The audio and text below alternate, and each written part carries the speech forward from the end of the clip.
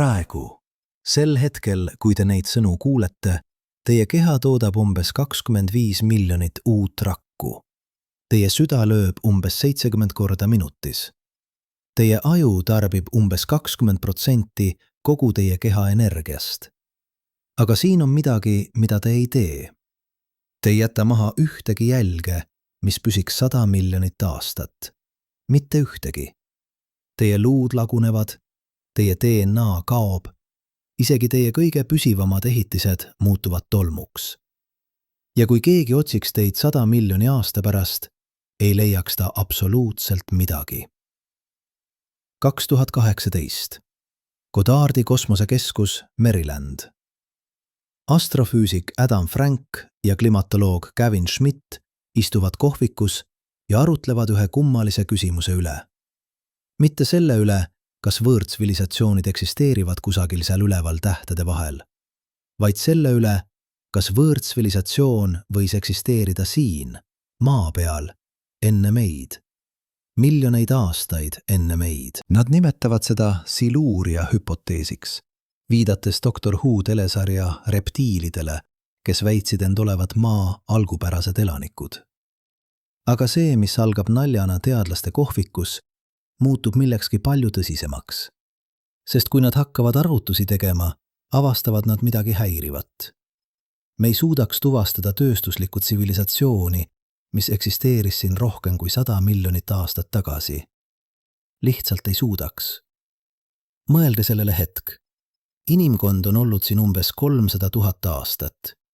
Tsivilisatsioon umbes 12 000 aastat. Tööstuslik revolutsioon 250 aastat. Ja me juba muudame planeedi geoloogiat. Me jätame plastikut, radioaktiivseid isotoope, fossiilsete kütuste jääke. Aga kui te võtaksite kogu meie tsivilisatsiooni ja nihutaksite seda ajas tagasi 100 miljonit aastat, mis jääks järele? Schmidt ja Frank arutavad. Praktiliselt mitte midagi. Erosioon on liiga võimas. Tektooniline aktiivsus on liiga intensiivne. 100 miljonit aastat on piisavalt pikk aeg, et mäestikud tõuseksid ja kaoksid. Et ookeanid avaneksid ja sulguksid. Et mandrid triiviks üle planeedi pinna nagu jääpangad aeglases tantsis. Nüüd kujutage ette midagi uskumatut. Kujutage ette, et 65 miljonit aastat tagasi, vahetult pärast dinosauruste väljasuremist, tekkis maal teine intelligentne liik. Mitte inimesed, midagi muud. Võib-olla järglased väikestest imetajatest, kes elasid üle asteroidi löögist põhjustatud katastroofi. Võib-olla isegi järglased mõnest dinosauruste liinist, kes jäi ellu. Nad arenesid, nad ehitasid tsivilisatsiooni, nad kaevandasid ressursse, nad põletasid fossiilseid kütuseid, nad muutsid atmosfääri ja siis, mingil põhjusel, nad kadusid. Võib-olla kliimamuutuste tõttu, mida nad ise põhjustasid, võib-olla sõdade tõttu, võib-olla lihtsalt evolutsiooni loomulik tsükkel. Mis jääks neist järele täna? Schmidt ja Frank läbivad võimalused süstemaatiliselt. Ehitised kadunud. Isegi kõige vastupidavamad betoonkonstruktsioonid lagunevad täielikult umbes 10 000 aasta jooksul. 100 miljonit aastat on 10 000 korda pikem. Linnad muutunud settekivimiteks või täielikult ära kulunud. Plastik lagunenud. Isegi meie kõige püsivamad polümeerid ei kesta igavesti ultraviolettkiirguse, hapniku ja bakterite rünnaku all. Radioaktiivsed isotoobid. Enamik neist oleks ammu lagunenud. Uraan 235, mida kasutatakse tuumareaktorites, poolestusaeg on 708 miljonit aastat. Aga isegi see hajuks geoloogilistes protsessides nii laiali, et seda oleks võimatu eristada looduslikust taustast. Aga siis nad jõuavad milleni huvitavani. Geoloogilised anomaaliad. Mitte otsesed artefaktid, vaid kaudsed jäljed. Järsud muutused settekivimite keemilises koostises. Ebanormaalsed isotoopide suhted. Ootamatud süsinikukihistused. Fossiilsete kütuste põletamine jätab väga spetsiifilise signatuuri. Süsiniku 13 ja süsiniku 12 suhe muutub. Orgaaniline süsinik, mis pärineb elusorganismidest, eelistab kergemat isotoopi. Kui te põletate tohutuid koguseid fossiilseid kütuseid, te vabastate atmosfääri süsinikku, millel on väga spetsiifiline isotoopiline allkiri. See süsinik satub ookeani, see satub sette kivimitesse, see jääb geoloogilisse dokumentatsiooni. Ja siin tuleb kõige häiriv osa. Me teame, et Maa ajaloos on olnud perioode, kus täpselt selline anomaalia on toimunud. Paleotseeni, eotseeni termiline maksimum umbes 56 miljonit aastat tagasi. Globaalne temperatuur tõusis 5–8 kraadi võrra umbes 10–20 000 aasta jooksul. Ookeanid muutusid happelisemaks. Massiivsed kogused süsinikku vabanesid atmosfääri. Isotoopiline allkiri on täpselt selline, nagu me ootaksime fossiilsete kütuste massiivsest põletamisest. Enamik teadlasi seletab seda vulkaanilise aktiivsuse või metaanhüdraatide vabanemisega. Aga Schmidt ja Frank küsivad, kuidas me teame? Kuidas me saan olla kindlad, et see ei olnud tsivilisatsioon? Mõelge sellele paradoksile. Me otsime võõrtsivilisatsioone kosmoses. Me kuuleme raadiosignaale. Me otsime eksoplaneetide atmosfääridest biosignatuure. Me eeldame, et kui intelligentne elu eksisteerib, me suudame seda tuvastada. Aga me ei suuda kindlalt välistada, et intelligentne elu eksisteeris meie enda planeedi peal vähem kui 100 miljonit aastat tagasi. See ei ole teadusulme. See on geoloogia ja statistika. 100 miljonit aastat on lihtsalt liiga pikk aeg. Erosioon on liiga võimas. Tektooniline tsükkel on liiga põhjalik. Vaatame numbreid teisest vaatenurgast. Maa on umbes 4,5 miljardit aastat vana. Keeruline, mitmeeruline elu on eksisteerinud umbes 600 miljonit aastat. Dinosaurused valitsesid umbes 170 miljonit aastat. Imetajad on domineerinud umbes 65 miljonit aastat. Inimesed on olnud siin vähem kui 1% 1% sellest ajast. Kui intelligentne tsivilisatsioon võib tekkida ja kaduda 1 miljoni aasta jooksul, siis teoreetiliselt võis neid olla 100 ja me ei teaks sellest mitte midagi. Schmidt ja Frank ei väida, et selline tsivilisatsioon kindlasti eksisteeris. Nad väidavad midagi peenemat ja teaduslikult olulisemat. Me ei tea, kuidas seda otsida. Me ei tea, millised jäljed püsiksid. Me ei tea, millised geoloogilised signatuurid oleksid ühemõttelised. Ja see on probleem, sest kui me tahame mõista, kui tavaline või haruldane on intelligentne elu universumis, peame mõistma, kui kaua sellised tsivilisatsioonid püsivad ja millised jäljed nad maha jätavad. Kui me ei suuda tuvastada tsivilisatsiooni oma planeedi minevikus, kuidas me saame loota tuvastada seda teiste planeetide minevikus? Vaatame konkreetsemalt, mis võiks püsida. Esiteks, fossiilid. Aga mitte tavalised fossiilid. Kui siluurialased ehitasid linnu, need linnud ei fossiliseeruks teisiti kui looduslikud kivimid. Kui nad kasutasid tööriistu, need tööriistad oleksid roostetanud, lagunenud, muutunud ära tundmatuseks. Isegi kui me leiaksime midagi, mis näeb välja nagu tööriist, kuidas me tõestaksime, et see ei ole lihtsalt ebatavaline looduslik moodustis? Geoloogid teavad, et loodus suudab toota uskumatult korrapäraseid struktuure. Basaldisambad näevad välja nagu ehitatud. Konkretsioonid võivad olla peaaegu täiuslikud sfäärid. Kuidas eristada artefakti looduslikust moodustisest pärast 100 miljonit aastat? Teiseks, keemilised signatuurid. See on palju tõotavam. Teatud elemendid ja ühendid ei esine looduses teatud kontsentratsioonides või suhetes. Näiteks plastik.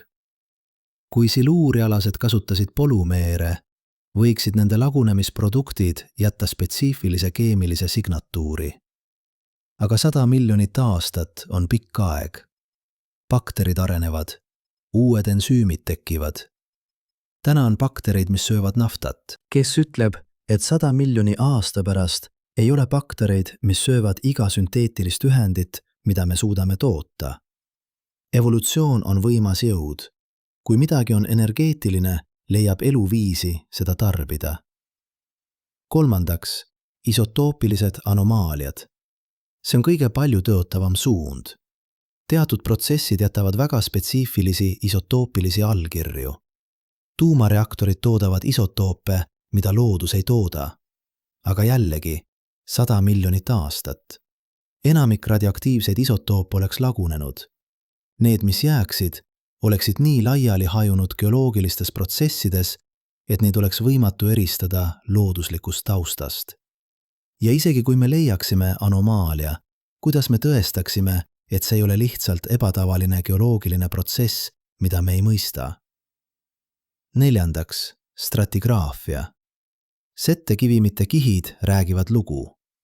Kui siluurialased kaevandas massiivselt ressursse, see peaks jätma jälje. Järsk muutus teatud mineraalide kontsentratsioonis. Aga jällegi, tektooniline tsükkel. 100 miljonit aastat on piisavalt pikk aeg, et settekivimid muutuksid metamorfseks kivimiks. Et nad subdutseeruks mantlisse. Et nad sulaksid ja taas külmuksid. Geoloogiline dokumentatsioon ei ole täielik. Suurem osa maa pinnast on noorem kui 100 miljonit aastat. Ookeani põhi, mis katab 70% planeedist, on peaaegu täielikult noorem kui 200 miljonit aastat. Ja siin on veel üks häiriv mõte. Võib-olla me oleme juba leidnud tõendeid, aga me ei tunne neid ära.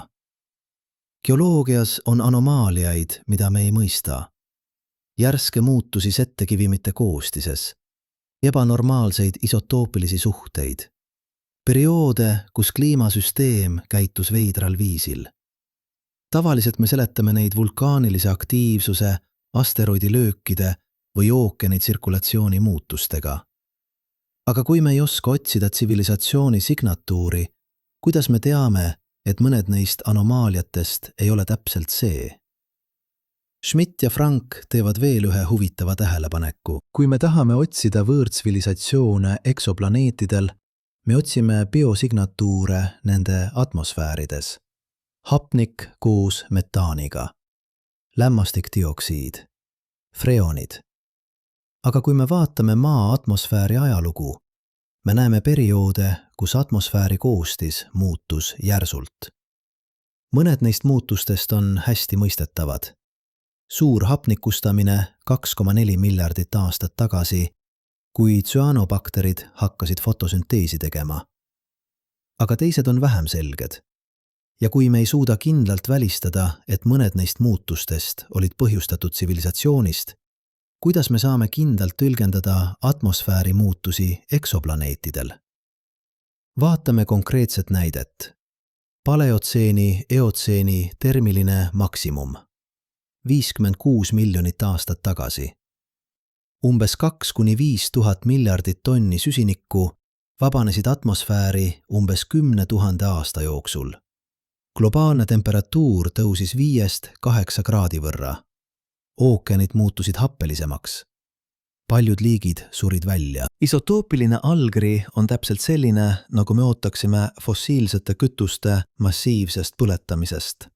Standardseletus on, et vulkaaniline aktiivsus või ookeani soojenemine põhjustas metaanhüdraatide vabanemise. Aga Schmidt ja Frank küsivad, kui see oli tsivilisatsioon, kuidas see erineks? Vastus on häiriv. See ei erineks palju. Mõlemad stsenaariumid toodaksid sarnaseid geoloogilisi signatuure. Mõlemad vabastavad massiivseid koguseid süsinikku. Mõlemad muudavad ookeani keemiat. Mõlemad põhjustavad globaalset soojenemist. Ainus erinevus oleks ajamastaap. Tsivilisatsioon võiks põletada fossiilseid kütuseid kiiremini kui vulkaanid. Aga pärast seda, kui see süsinik on geoloogilises dokumentatsioonis, on peaaegu võimatu öelda, kas see vabanesid 10 000 või 1000 aasta jooksul. Geoloogiline ajalahutus lihtsalt ei ole piisavalt täpne. Nüüd mõelge sellele, mida see tähendab meie otsingutel võõrtsivilisatsioonide järele. Me eeldame, et kui intelligentne elu eksisteerib, see jätab jäljed, mida me suudame tuvastada. Aga kui me ei suuda tuvastada jälgi meie enda planeedi peal, kuidas me saame loota tuvastada neid valgusaastate kaugusel?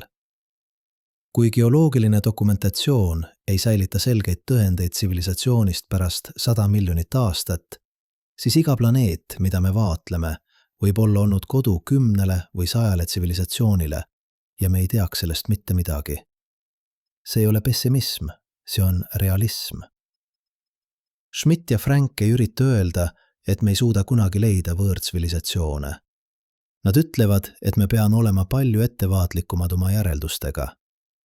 Kui me ei leia tõendeid intelligentsest elust eksoplaneedil, see ei tähenda, et seda seal ei ole või ei ole kunagi olnud. See võib lihtsalt tähendada, et me ei oska õigeid asju otsida.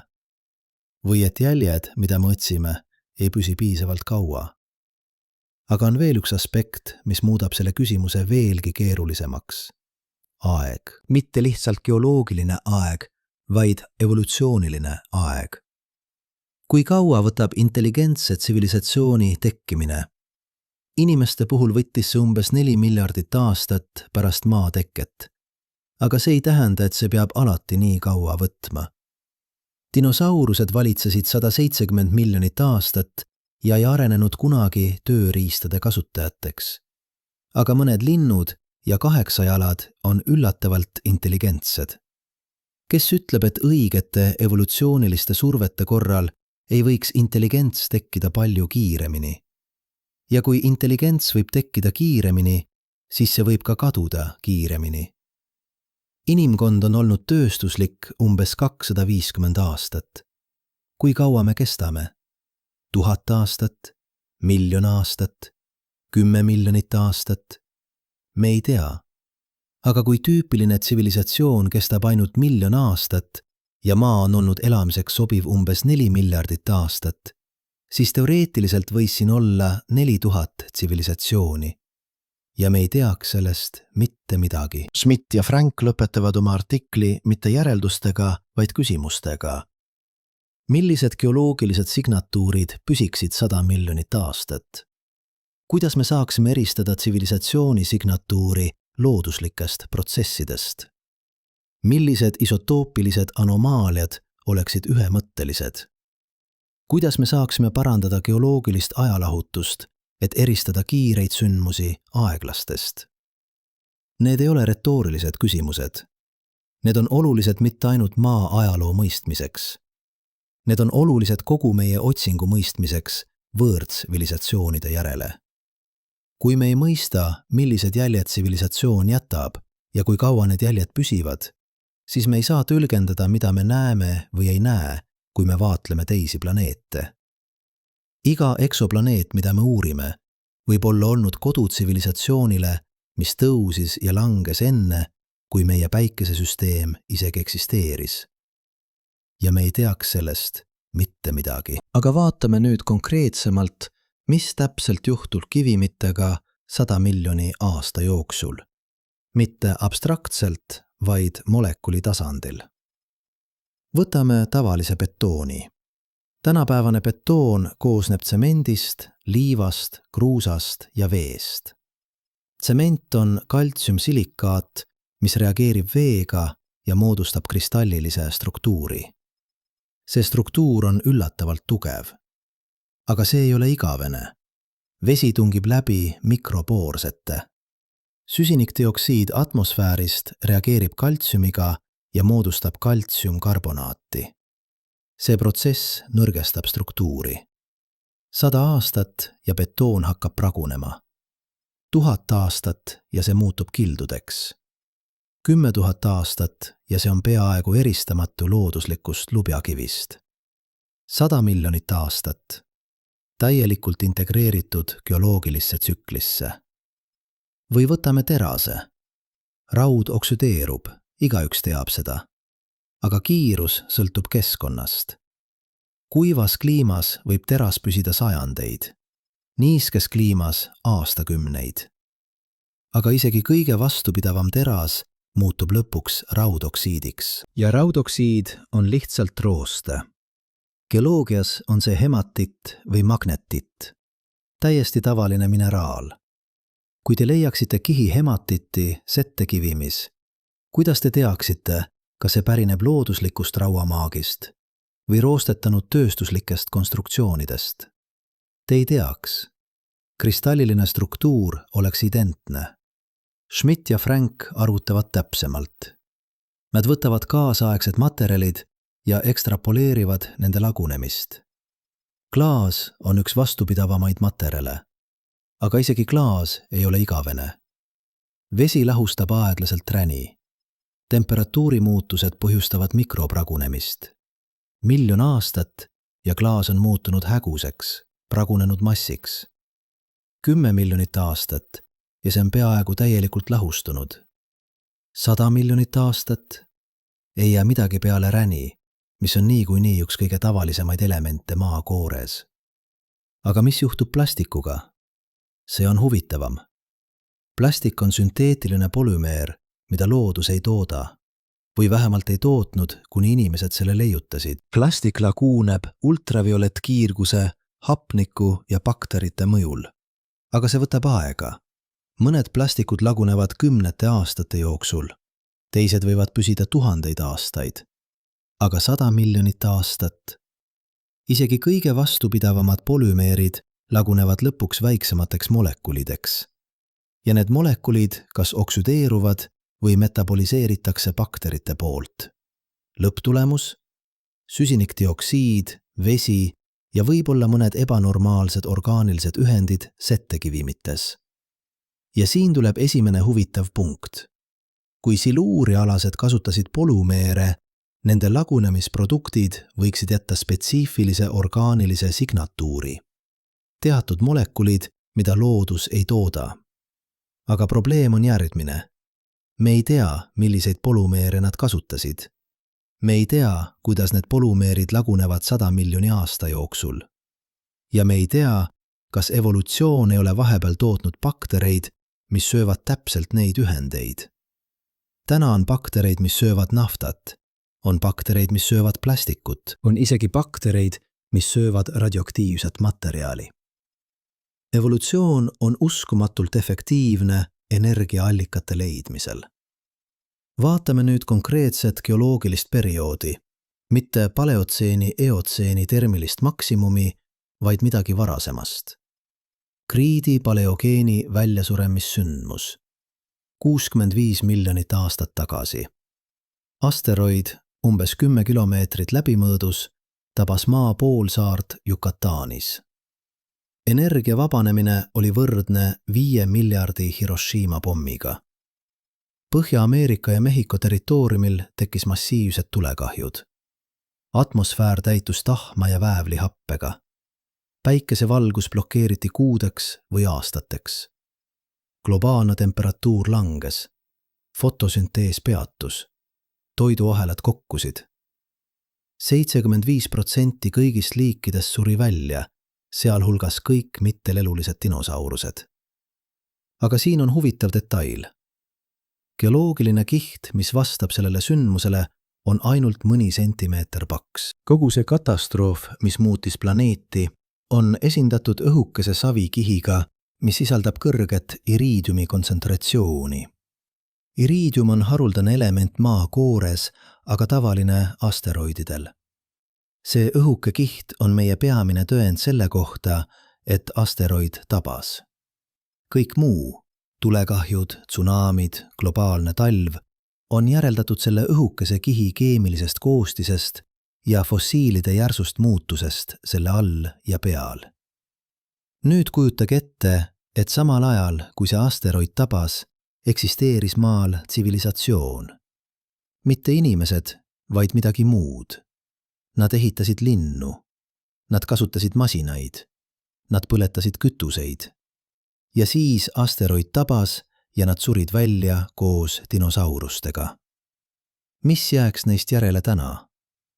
Nende linnud oleksid hävitatud asteroidi löögist ja järgnevatest tulekahjudest. Nende masinad oleksid sulanud. Nende kehad oleksid põlenud või lagunenud. ja kõik see oleks esindatud samas õhukeses savikihis, mis sisaldab iriidiumi. Kuidas me eristaksime nende jälgi asteroidilöögist endas? Schmidt ja Frank teevad veel ühe arvutuse. Nad võtavad kogu inimkonna praeguse tööstuse ja arvutavad, kui palju materjali me oleme koondanud. Kõik meie linnud, teed, sillad, tehased, kõik meie autod, lennukid, laevad, kõik meie plastik, metall, betoon, kokku umbes 30 triljonit tonni. See kõlab palju, aga maa mass on 6 triljonit kilogrammi. Meie kogu tsivilisatsioon on vähem kui 1 triljonist maa massist. Kui see materjal hajutatakse üle kogu planeedi pinna ja integreeritakse geoloogilisse tsüklisse, selle kontsentratsioon muutub uskumatult madalaks. Aga võib-olla on teatud kohti, kus kontsentratsioon jääb kõrgemaks. Kaevandused näiteks. Kui siluurialased kaevandas metalle või fossiilseid kütuseid, need kaevandused peaksid jätma jälje.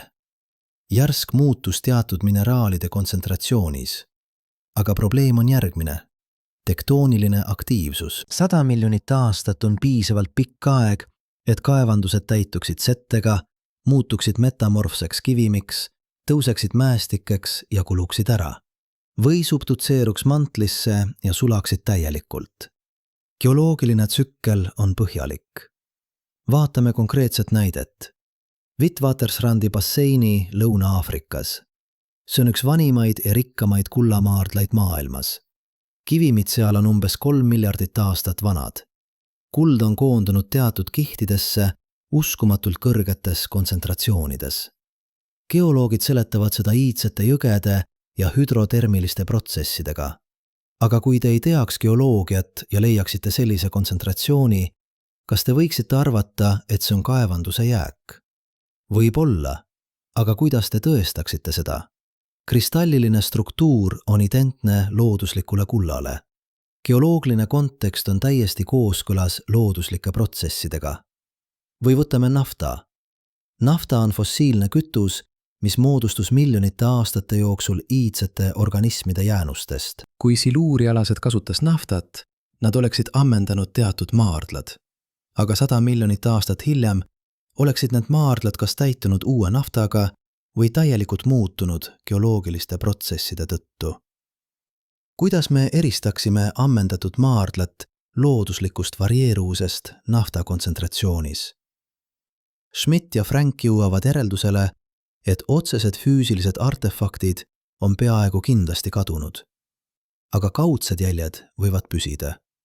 Ja siin nad keskenduvad 3 peamisele kategooriale. Isotoopilised anomaaliad, geoloogilised kihistused ja fossiilne dokumentatsioon. Vaatame neid ükshaaval. Esiteks, isotoopilised anomaaliad. Teatud protsessid jätavad väga spetsiifilisi isotoopilisi allkirju. Näiteks tuumareaktorid. Looduslikes uraanikivimites on uraani 235 ja uraani 238 suhe umbes 0,7%.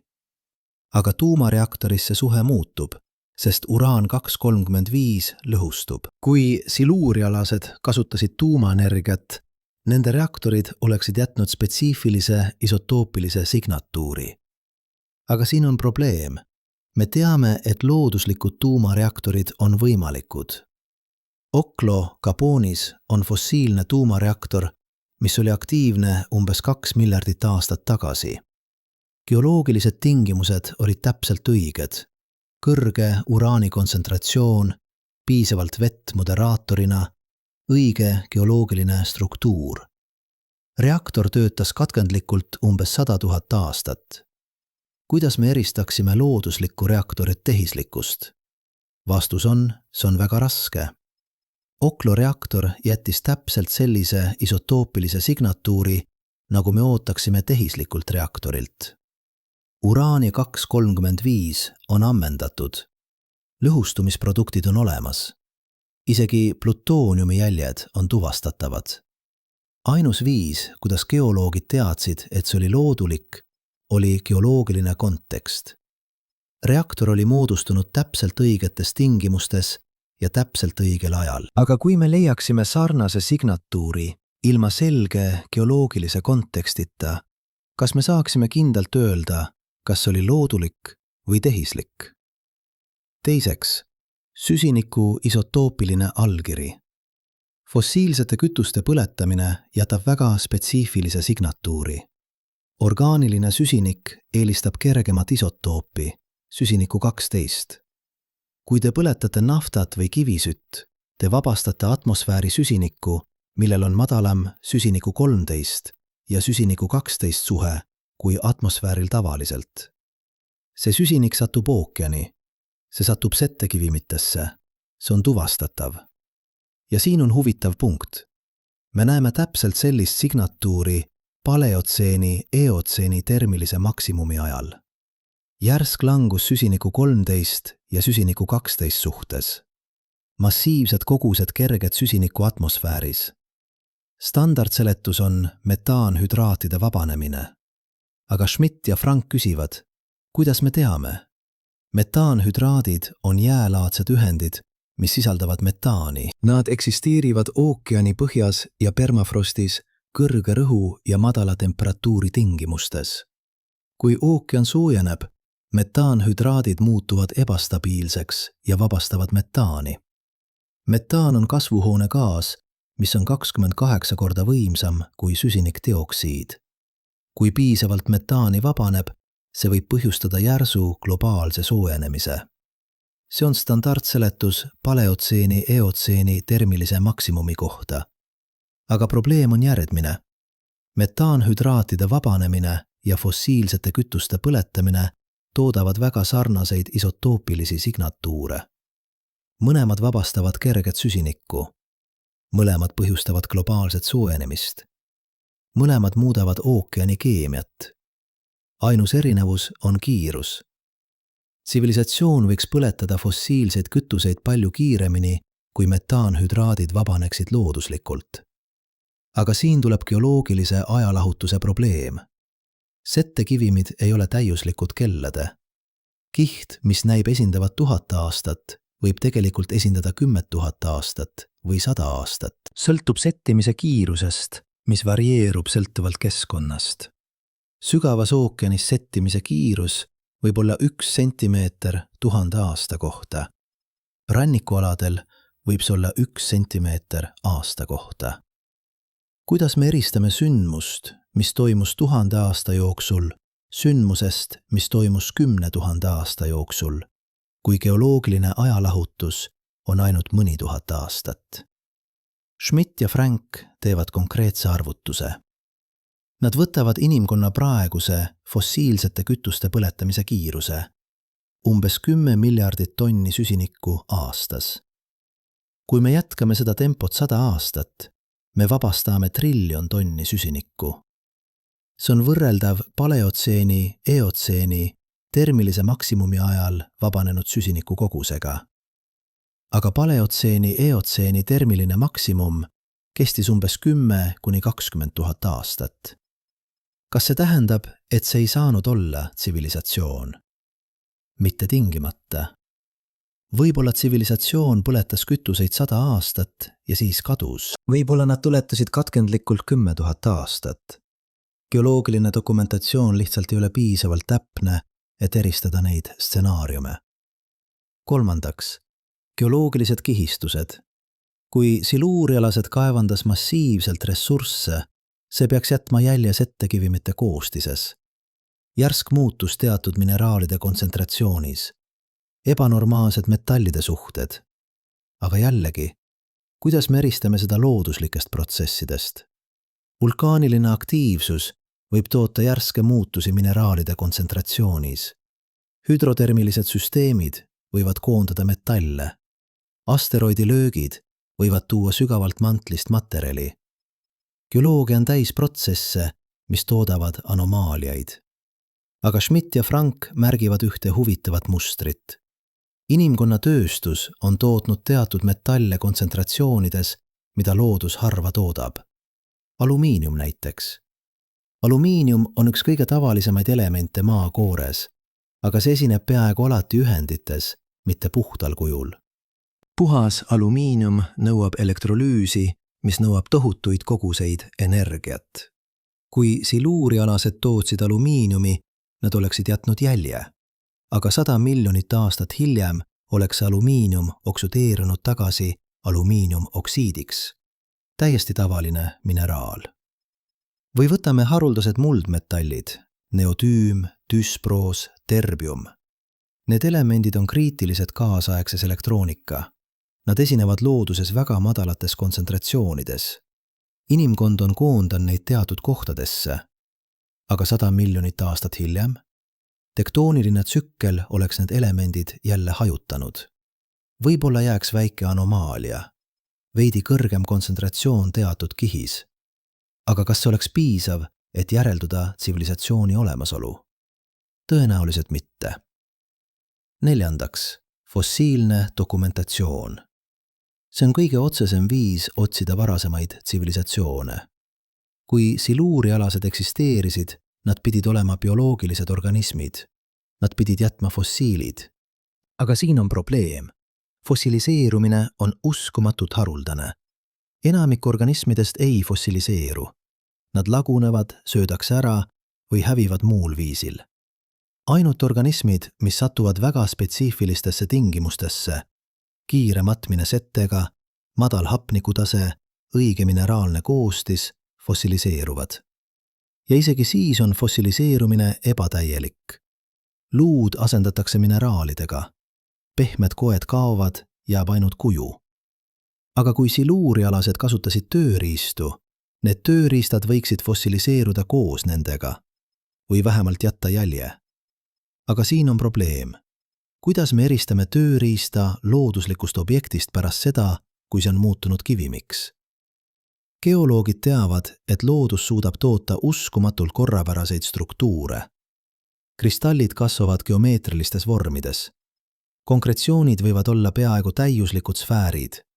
Basaldisambad näevad välja nagu ehitatud. Kui me leiaksime midagi, mis näeb välja nagu tööriist, aga on muutunud täielikult mineraliseerunud, kuidas me tõestaksime, et see ei ole lihtsalt ebatavaline looduslik moodustis? Schmidt ja Frank toovad näite. Ediacara fauna. Umbes 600 miljonit aastat tagasi eksisteerisid kummalised organismid, mis ei sarnanenud millegagi, mis elab täna. Mõned neist olid suured, lamedad, lehekujulised. Teised olid segmenteeritud nagu madratsid. Nad ei ole selgelt seotud ühegi kaasaegse loomrühmaga. Mõned teadlased on isegi spekuleerinud, et nad ei olnud loomad üldse, vaid midagi täiesti muud. Võib-olla sümbiootilised organismid. Võib-olla isegi kolooniad. Me lihtsalt ei tea. Ja kui me ei suuda kindlalt klassifitseerida organismi, mis elas 600 miljonit aastat tagasi, kuidas me saaksime kindlalt tuvastada tööriista, mis tehti 100 miljonit aastat tagasi? Aga on veel üks aspekt fossiilsest dokumentatsioonist, mis on huvitav. Evolutsiooni kiirus. Kui siluurialased eksisteerisid, nad pidid evolutsioneeruma mingist varasemast liigist. See evolutsioon peaks olema nähtav fossiilses dokumentatsioonis. Järsk muutus anatoomias. Suurenenud ajumaht. Muutused käte või manipulaatorite struktuuris. Aga probleem on järgmine. Fossiilne dokumentatsioon on ebatäielik. Meil on fossiilid ainult väga väikesest osast kõigist organismidest, mis kunagi elasid. Ja isegi nende fossiilide puhul on ajaline lahutus sageli miljonid aastad. Kui siluurialaste evolutsioon toimus kiiresti, näiteks miljoni aasta jooksul, me võiksime lihtsalt mitte omada fossiilid üleminekuvormidest. Vaatame inimeste evolutsiooni näitena. Meie perekond Homo tekkis umbes 2,8 miljonit aastat tagasi. Kaasaegne inimene Homo sapiens tekkis umbes 300 000 aastat tagasi. Meil on fossiilid mitmest üleminekuvormist. Homo habilis, Homo erectus, Homo heidelbergensis, Homo neanderthalensis. Aga isegi nende fossiilide puhul on suured ajalised lüngad. Ja me avastame pidevalt uusi liike. Homo naledi avastati alles 2014. Homo luzonensis 2019. Fossiilne dokumentatsioon täieneb pidevalt. aga see ei ole kunagi täielik. Nüüd kujutage ette, et te otsite fossiilid siluurialastest, kes elasid 100 miljonit aastat tagasi. Te ei tea, milline nad välja nägid. Te ei tea, millisest rühmast nad evolutsioneerusid. Te ei tea, kui kiiresti nad evolutsioneerusid. Te lihtsalt otsite midagi ebatavalist. Midagi, mis näitab intelligentsust. Aga mis on intelligentsuse fossiilne allkiri? Suur aju? Aga paljudel loomadel on suured ajud ilma tööriistade kasutamiseta. Muutunud käed? Aga evolutsioon võib toota sarnaseid struktuure erinevatel põhjustel. Kuidas te eristaksite intelligentse liigi fossiili lihtsalt ebatavalise looma fossiilist? Schmidt ja Frank jõuavad järeldusele, et fossiilne dokumentatsioon on tõenäoliselt kõige vähem usaldusväärne viis otsida varasemaid tsivilisatsioone. Mitte sellepärast, et fossiilid ei eksisteeri, vaid sellepärast, et ne ei tea, mida otsida. Ja isegi kui me leiaksime midagi ebatavalist, oleks äärmiselt raske tõestada, et see esindab intelligentset tsivilisatsiooni. Aga on veel üks lähenemine, mis võib olla palju tõotavam. Mitte otsida otseseid tõendeid tsivilisatsioonist, vaid otsida kaudseid tõendeid nende mõjust keskkonnale. Iga tsivilisatsioon muudab oma keskkonda. Inimkond on muutnud atmosfääri koostist, ookeani keemiat, maismaa ökosüsteeme. Need muutused jätavad jälje ja mõned neist jälgedest võivad püsida palju kauem kui füüsilised artefaktid. Vaatame konkreetselt, milliseid keskkonnamõjusid kaasaegne inimkond on tootnud. Esiteks, atmosfääri koostis. Süsinikdioksiidi kontsentratsioon on tõusnud 380 osast miljoni kohta 420 osale miljoni kohta. See on umbes 50% tõus. Metaani kontsentratsioon on rohkem kui kahekordistunud. Lämmastikoksiidide kontsentratsioon on tõusnud. Need muutused on otseselt mõõdetavad jäätuumikutes. Aga kui kaua need jäljed püsivad? Jäätuumikud säilivad umbes 1 miljon aastat. Pärast seda jää kas sulab või muutub nii sügavaks, et see deformeerub ja kaotab oma kihistuse. 100 miljonit aastat ei jää midagi. Teiseks, ookeani keemia. Inimkonna süsinikdioksiidi heitmed on muutnud ookeani happelisemaks. pH on langenud umbes 0,1 ühikut. See ei kõla palju, aga see on märkimisväärne muutus. Ookeani hapnestumine mõjutab karbonaatide sadestumist. Organismid, mis ehitavad karbonaatseid koorikuid või skelette, kannatavad. See peaks jätma jälje sette kivimites. Muutunud karbonaatide koostis. Muutunud fossiilide koosseis. Aga 100 miljonit aastat hiljem. Tektooniline tsükkel oleks need settekivimid kas subdutseerinud mantlisse või muutnud metamorfseks kivimiks. Jälg oleks kadunud või muutunud ära tundmatuseks. Kolmandaks, maismaa ökosüsteemid. Inimkond on muutnud umbes 75% maismaa pinnast. Metsad on muudetud põllumaaks. Looduslikud rohumaad on muudetud karjamaaks. Linnud on ehitatud. Need muutused on dramaatilised, aga kui kaua nad püsivad? Kui inimkond kaoks homme, metsad hakkaksid taastuma 10 aastate jooksul. Linnud oleksid kaetud taimestikuga 100 aastate jooksul. 1000 aastate pärast oleks vähe märke meie olemasolust. 100 miljoni aasta pärast? Absoluutselt mitte midagi. Aga Schmidt ja Frank märgivad ühte huvitavat erandit. Massväljasuremine. Kui tsivilisatsioon põhjustab massväljasuremi, see jätab selge jälje fossiilses dokumentatsioonis. Järsk langus liikide mitmekesisuses, muutunud ökosüsteemide struktuur ja see jälg püsib. Me näeme seda Kriidi paleogeeni väljasuremise puhul. Me näeme seda Permi-Triassi väljasuremise puhul. Me näeme seda kõigi 5 suure massväljasuremi puhul maa ajaloos. Aga probleem on järgmine. Kuidas me eristame tsivilisatsiooni põhjustatud massväljasuremi looduslikust massväljasuremi? Vastus on, see on väga raske. Kõik 5 suurt massväljasuremi on seletatud looduslike põhjustega. Asteroidilöögid, vulkaaniline aktiivsus, ookeani anoksia, kliimamuutused. Aga kui me vaatame neid sündmusi täpsemalt, me näeme, et paljudel juhtudel on põhjus ebakindel. Permi-Triassi väljasuremise puhul, mis oli kõige hullem massväljasuremine maa ajaloos, on põhjus endiselt vaidluse all.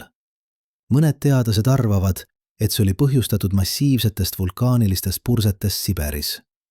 Teised arvavad, et see oli põhjustatud metaanhüdraatide vabanemisest. Veel teised arvavad, et see oli kombinatsioon mitmest tegurist. Aga kui see oli tsivilisatsioon, kuidas me teaksime? Aga nüüd liigume edasi millegi veel häirivama juurde. Mitte ainult see, et me ei suuda tuvastada varasemaid tsivilisatsioone, vaid see, et me võime juba olla leidnud tõendeid ja lihtsalt ei tunne neid ära. Vaatame konkreetseid geoloogilisi perioode, kus midagi kummalit juhtus. Perioode, mida me seletame looduslike protsessidega, aga kus andmed ei ole täiesti ühemõttelised. Alustame Toartšani anoksilise sündmusega. 183 miljonit aastat tagasi varajases juuraperioodis. Ookeanid muutusid järsult hapnikuvaeseks. Massiivsed kogused süsinikku vabanesid atmosfääri. Globaalne temperatuur tõusis umbes 5 kraadi. Mereelustik kannatas tohutult.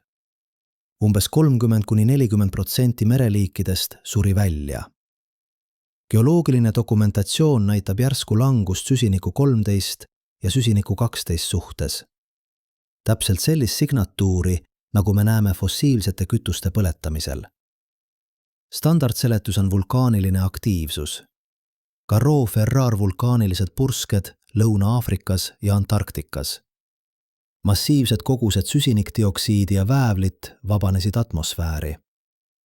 Aga kui me vaatame täpsemalt, andmed ei ole täiesti veenvad.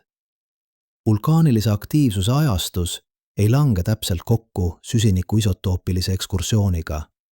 On ajaline nihe. Mõned uuringud näitavad, et süsiniku vabanemine algas enne peamist vulkaanilist faasi. Teised näitavad, et see jätkus pärast vulkaanilise aktiivsuse lõppu. Geoloogiline ajalahutus ei ole piisavalt täpne, et olla kindel. Nüüd kujutage ette alternatiivset stsenaariumi. 183 miljonit aastat tagasi eksisteeris maal tsivilisatsioon. Mitte imetajad, need olid veel väikesed, öised olendid. Võib-olla järglased mõnest dinosauruste liinist. Võib-olla midagi täiesti muud. Nad arenesid intelligentsuseni. Nad avastasid fossiilsed kütused. Nad hakkasid neid põletama. Umbes 10–20 000 aasta jooksul nad vabastavad piisavalt süsinikku, et muuta globaalset kliimat. Ookeanid soojenevad. Hapniku lahustuvus väheneb. Anoksia levib. Mereelustik hakkab surema. Tsivilisatsioon seisab silmitsi katastroofilise kliimamuutusega, mida nad ise põhjustasid. Võib-olla nad püüavad seda peatada. Võib-olla nad ei suuda. Lõpuks nad kaovad. Kas see stsenaarium oleks eristatav vulkaanilisest seletusest? Schmidt ja Frank arvutavad. Tõenäoliselt mitte. Mõlemad stsenaariumid toodavad sarnaseid geoloogilisi signatuure. Mõlemad vabastavad massiivseid koguseid süsinikku, mõlemad põhjustavad globaalset soojenemist, mõlemad põhjustavad ookeani anoksiat. Ainus erinevus oleks täpne ajastus ja kiirus. Aga geoloogiline ajalahutus Toartšani kihtides on umbes 10–20 000 aastat. Me lihtsalt ei suuda eristada sündmust, mis toimus 1000 aasta jooksul, sündmusest, mis toimus 10 000 aasta jooksul. Liigume edasi. Tsenomani-Turooni piirisündmus. 94 miljonit aastat tagasi keskmisel kriidiperioodil. Jällegi ookeani anoksia. Jällegi massiivsed kogused orgaanilise süsiniku sadestamine. Jällegi järsk muutus süsiniku isotoopiline koostises. Aga seekord on midagi erilist. Geoloogid nimetavad seda ookeani anoksiliseks sündmuseks 2 ehk OAE2. See oli üks kõige ulatuslikumaid anoksilisi perioode maa ajaloos. Ookeanid olid stratifitseerunud. Sügavad veekihid olid täielikult hapnikuvabad. Orgaaniline materjal ei lagunenud, vaid sadestus põhja. Need setted muutusid hiljem nafta allikakivimiteks. Suur osa maailma naftavarudest pärineb täpselt sellest perioodist. Standardseletus on jällegi vulkaaniline aktiivsus kombineerituna kõrge merepinnaga ja sooja kliimaga. Aga on üks detail, mis on huvitav. OAE2 kestis umbes 600 000 aastat.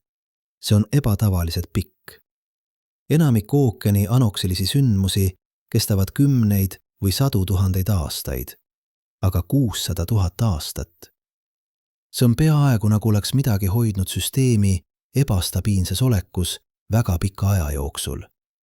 Mis võiks seda teha? Üks võimalus on positiivne tagasisidetsükkel. Soojenemine põhjustab anoksiat. Anoksia põhjustab orgaanilise süsiniku sadestamist. Aga see eemaldab süsiniku atmosfäärist, mis peaks jahutama kliimat. Välja arvatud juhul, kui midagi jätkuvalt lisab süsiniku atmosfääri. Vulkaanid võiksid seda teha, aga 600 000 aastat on pikk aeg vulkaaniliseks aktiivsuseks. Teine võimalus on metaanhüdraatide vabanemine, aga jällegi 600 000 aastat on pikk aeg. Kolmas võimalus? Tsivilisatsioon, mis põletas fossiilseid kütuseid katkendlikult 600 000 aasta jooksul. Kas see on võimalik? Absoluutselt. Kas me saaksime seda tõestada? Absoluutselt mitte. Vaatame nüüd midagi veel kummalisemat. Lomakundi ja tuuli sündmus. 2,2 kuni 2,1 miljardit aastat tagasi. See on palju varasem kui kõik, millest me seni rääkinud oleme. See oli paleoproterosoikumis, palju enne keerulise mitmeeruline elu teket. Aga midagi väga kummalit juhtus. Süsiniku isotoopiline koostis muutus drastiliselt.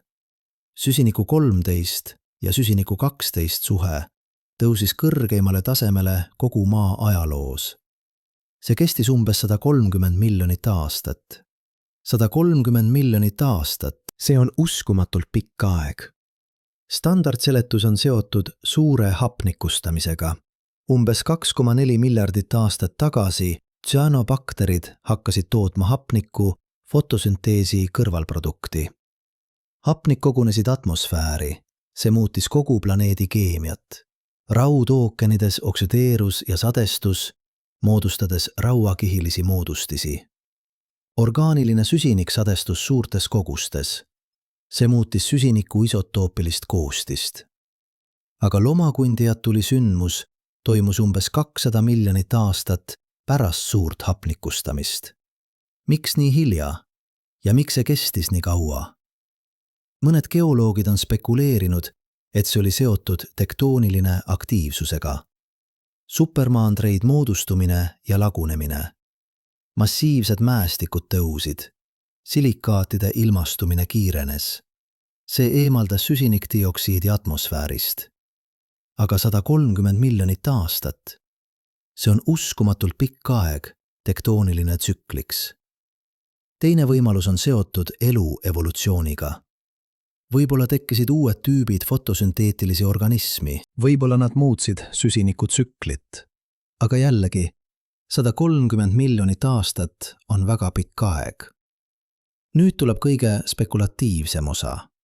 Kas on võimalik, et 2 miljardit aastat tagasi eksisteeris midagi, mida me võiksime nimetada tsivilisatsiooniks? Mitte inimeste mõttes, mitte isegi loomade mõttes, aga võib-olla midagi muud. Võib-olla väga pikaajaline, väga aeglane, väga erinev vorm intelligentsusest. Midagi, mis suutis muuta planeedi keemiat 130 miljonit aastat. See kõlab absurdselt. Aga kas on võimatum kui tsüanobakterid, kes muutsid kogu planeedi atmosfääri? Schmidt ja Frank ei lähe nii kaugele. Nad keskenduvad viimasele 600 miljoni aastale, kui keeruline mitmeeruline elu on eksisteerinud. Aga nad märgivad, et meie definitsioon tsivilisatsioonist on väga inimkeskne. Me eeldame, et tsivilisatsioon tähendab linnu, masinaid, tehnoloogiat. Aga võib-olla on teisi viise olla intelligentne, teisi viise muuta keskkonda, teisi viise jätta jälge. Vaatame konkreetset näidet tänapäevast. Termiiti kuningriigid. Termiiti kuningriigid on uskumatult keerulised struktuurid. Mõned neist on kuni 8 meetrit kõrged. Nad sisaldavad keerulisi ventilatsioonisüsteeme, mis reguleerivad temperatuuri ja niiskust. Nad sisaldavad põllumajanduskambrid, kus termiiti kuningriigid kasvatavad seeni. Nad sisaldavad kuningannakambrid, sõdurite kambrid, tööliste kambrid.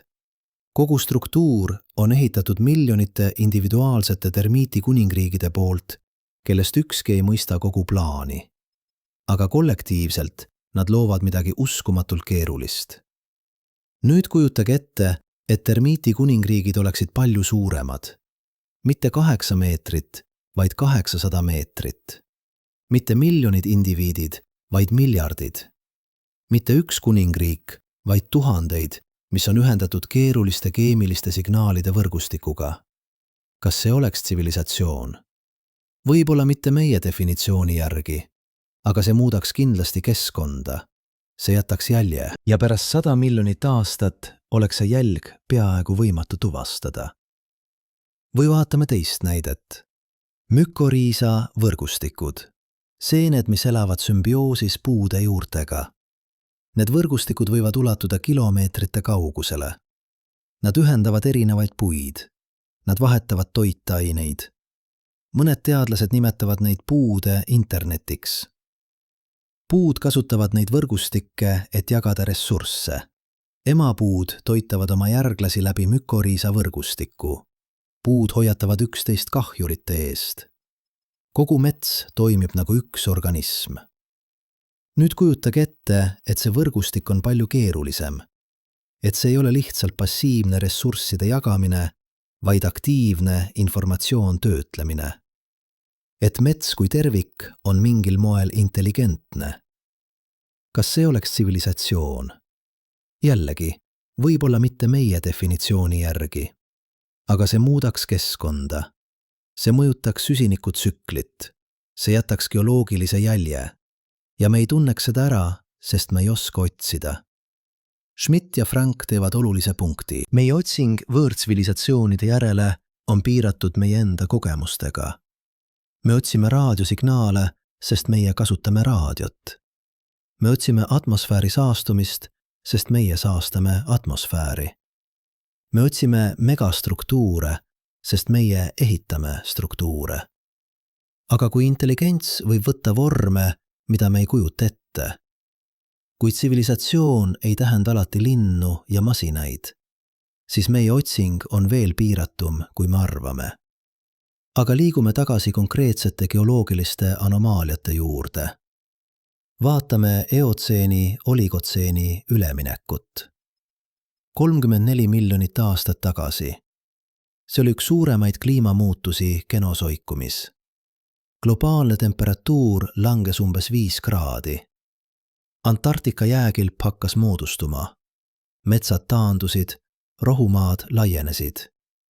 Paljud imetajaliigid surid välja, uued liigid tekkisid. Kogu planeedi ökosüsteem muutus. Standardseletus on seotud tektooniline muutustega. Dreiki väina avanemine Lõuna-Ameerikas ja Antarktikas. See võimaldas ookeani voolu moodustumist ümber Antarktika. See isoleeris Antarktika termiliselt. Mandrik jahutus. Jää hakkas kogunema. Aga on üks detail, mis ei sobi täiesti. Süsinikudioksiidi kontsentratsioon atmosfääris langes järsult. Palju järsemalt, kui me ootaksime ainult tektooniline muutustest. Mis põhjustas seda? Üks võimalus on silikaatide ilmastumine. Himaalaja mäestik hakkas tõusma umbes samal ajal. Värske kivim ilmastus. See eemaldas süsinikdioksiidi atmosfäärist. Aga arvutused näitavad, et see ei ole piisav, et seletada kogu langust. Teine võimalus on ookeani tsirkulatsiooni muutused. Aga jällegi, arvutused ei ole täiesti veenvad. Kolmas võimalus? Midagi muud eemaldas süsiniku atmosfäärist. Midagi, mida me ei mõista. Või midagi, mida me ei oska otsida. Vaatame nüüd midagi veel hiljutisemat. Pleistotseeni megafauna väljasuremist. Umbes 10–50 000 aastat tagasi. Suured imetajad hakkasid surema välja üle kogu maailma. Mammutid, mastodonid, hiiglaslikud laisikud, säbelhambulised tiigrid, hiiglaslikud känguruid. Umbes 75% suurtest imetajatest kadus. See toimus erineval ajal erinevates piirkondades. Põhja-Ameerikas umbes 13 000 aastat tagasi, Lõuna-Ameerikas umbes 10 000 aastat tagasi, Austraalias umbes 40 000 aastat tagasi. Standardseletus on kombinatsioon kliimamuutustest ja inimeste jahist. Jääaeg lõppes, kliima soojeneb, elupaigad muutusid. Ja samal ajal inimesed levivad üle maailma, jahivad suuri loomi. Aga on üks huvitav muster. Väljasuremise ajastus langeb kokku inimeste saabumisega igasse piirkonda. Austraalias, kus inimesed saabusid umbes 65 000 aastat tagasi, megafauna hakkas surema välja umbes 40 000 aastat tagasi. Põhja-Ameerikas, kus inimesed saabusid umbes 15 000 aastat tagasi, megafauna suri välja umbes 13 000 aastat tagasi. Korrelatsioon on tugev. Aga siin on huvitav küsimus. Kui me vaataksime seda sündmust 1 000 000 aastat hiljem, mida me näeksime? Me näeksime järsku langust suurte imetajate mitmekesisuses. Me näeksime muutusi ökosüsteemide struktuuris.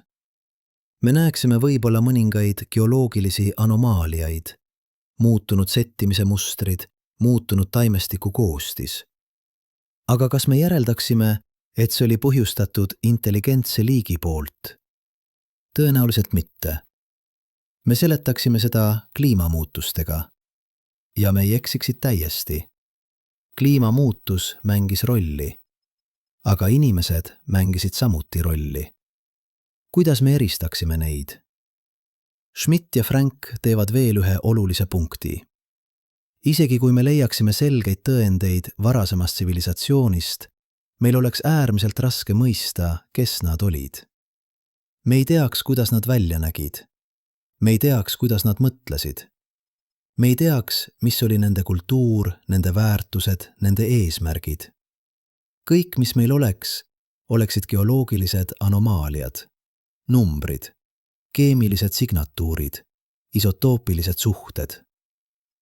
Kuidas me rekonstrueerime tsivilisatsiooni numbritest? Vaatame, mida me teame inimkonna kohta geoloogilisest perspektiivist. Kui keegi uuriks maa geoloogiat 1 000 000 aastat tulevikus, mida nad leiaksid? Esiteks, antropotseeni kiht.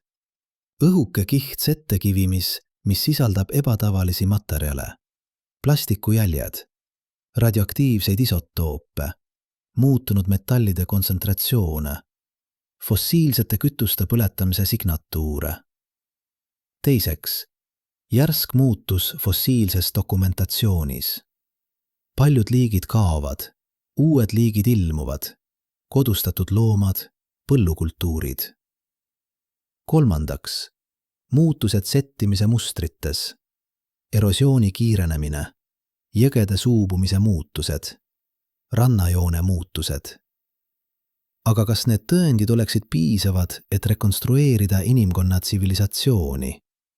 Kas geoloog 1 000 000 aastat tulevikus saaks aru, et me ehitasime linnu, et me kasutasime elektrit, et meil oli internet, et me kirjutasime raamatuid, lõime kunsti, uurisime universumit? Tõenäoliselt mitte. Kõik, mis nad teaksid, on see, et umbes 2021. aasta eksisteeris liik, mis muutis planeeti. Liik, mis põhjustas massväljasuremi. Liik, mis muutis atmosfääri koostist. Aga kes nad olid? Mis oli nende lugu? See jääks müsteeriumiks.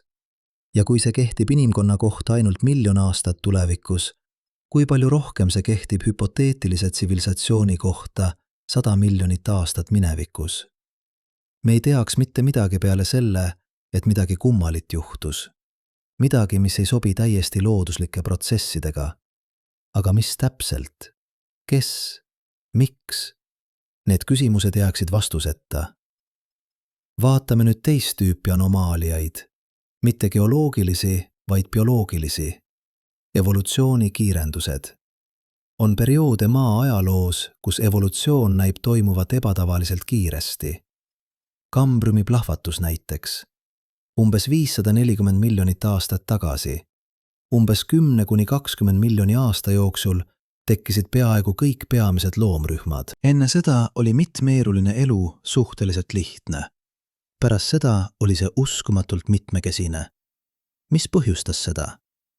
Standardseletus on kombinatsioon teguritest. Hapniku kontsentratsiooni tõus atmosfääris, röövloomade saaklooma suhete tekke, Hox-geenide evolutsioon, mis võimaldas keerukamate kehaplaanide teket. Aga isegi nende seletustega on Kambriumi plahvatus üllatavalt kiire. Evolutsioon tavaliselt toimub palju aeglasemalt. Miks see kiirendus toimus täpselt siis? Üks spekulatiivne võimalus on, et midagi muutis keskkonda viisil, mis soodustas kiireid evolutsioonilisi muutusi. Võib-olla geoloogilised muutused, võib-olla kliimamuutused, aga võib-olla ka midagi muud. Võib-olla midagi, mis aktiivselt muutis keskkonda.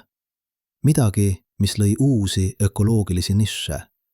Midagi, mis soodustas mitmekesisust. Kas see võiks olla tsivilisatsioon? See kõlab absurdselt. Aga kas see on võimatum kui kõik teised seletused?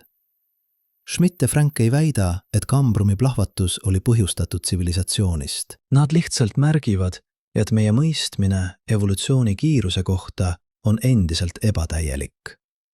On perioode, kus evolutsioon toimub kiiresti. On perioode, kus see toimub aeglaselt. Me ei mõista alati miks. Ja kui me ei mõista looduslikke protsesse täielikult, kuidas me saame kindlalt välistada ebalooduslikke protsesse? Vaatame veel ühte bioloogilist anomaaliat. Intelligentsuse teket. Intelligentsus on evolutsioneerunud sõltumatult mitu korda.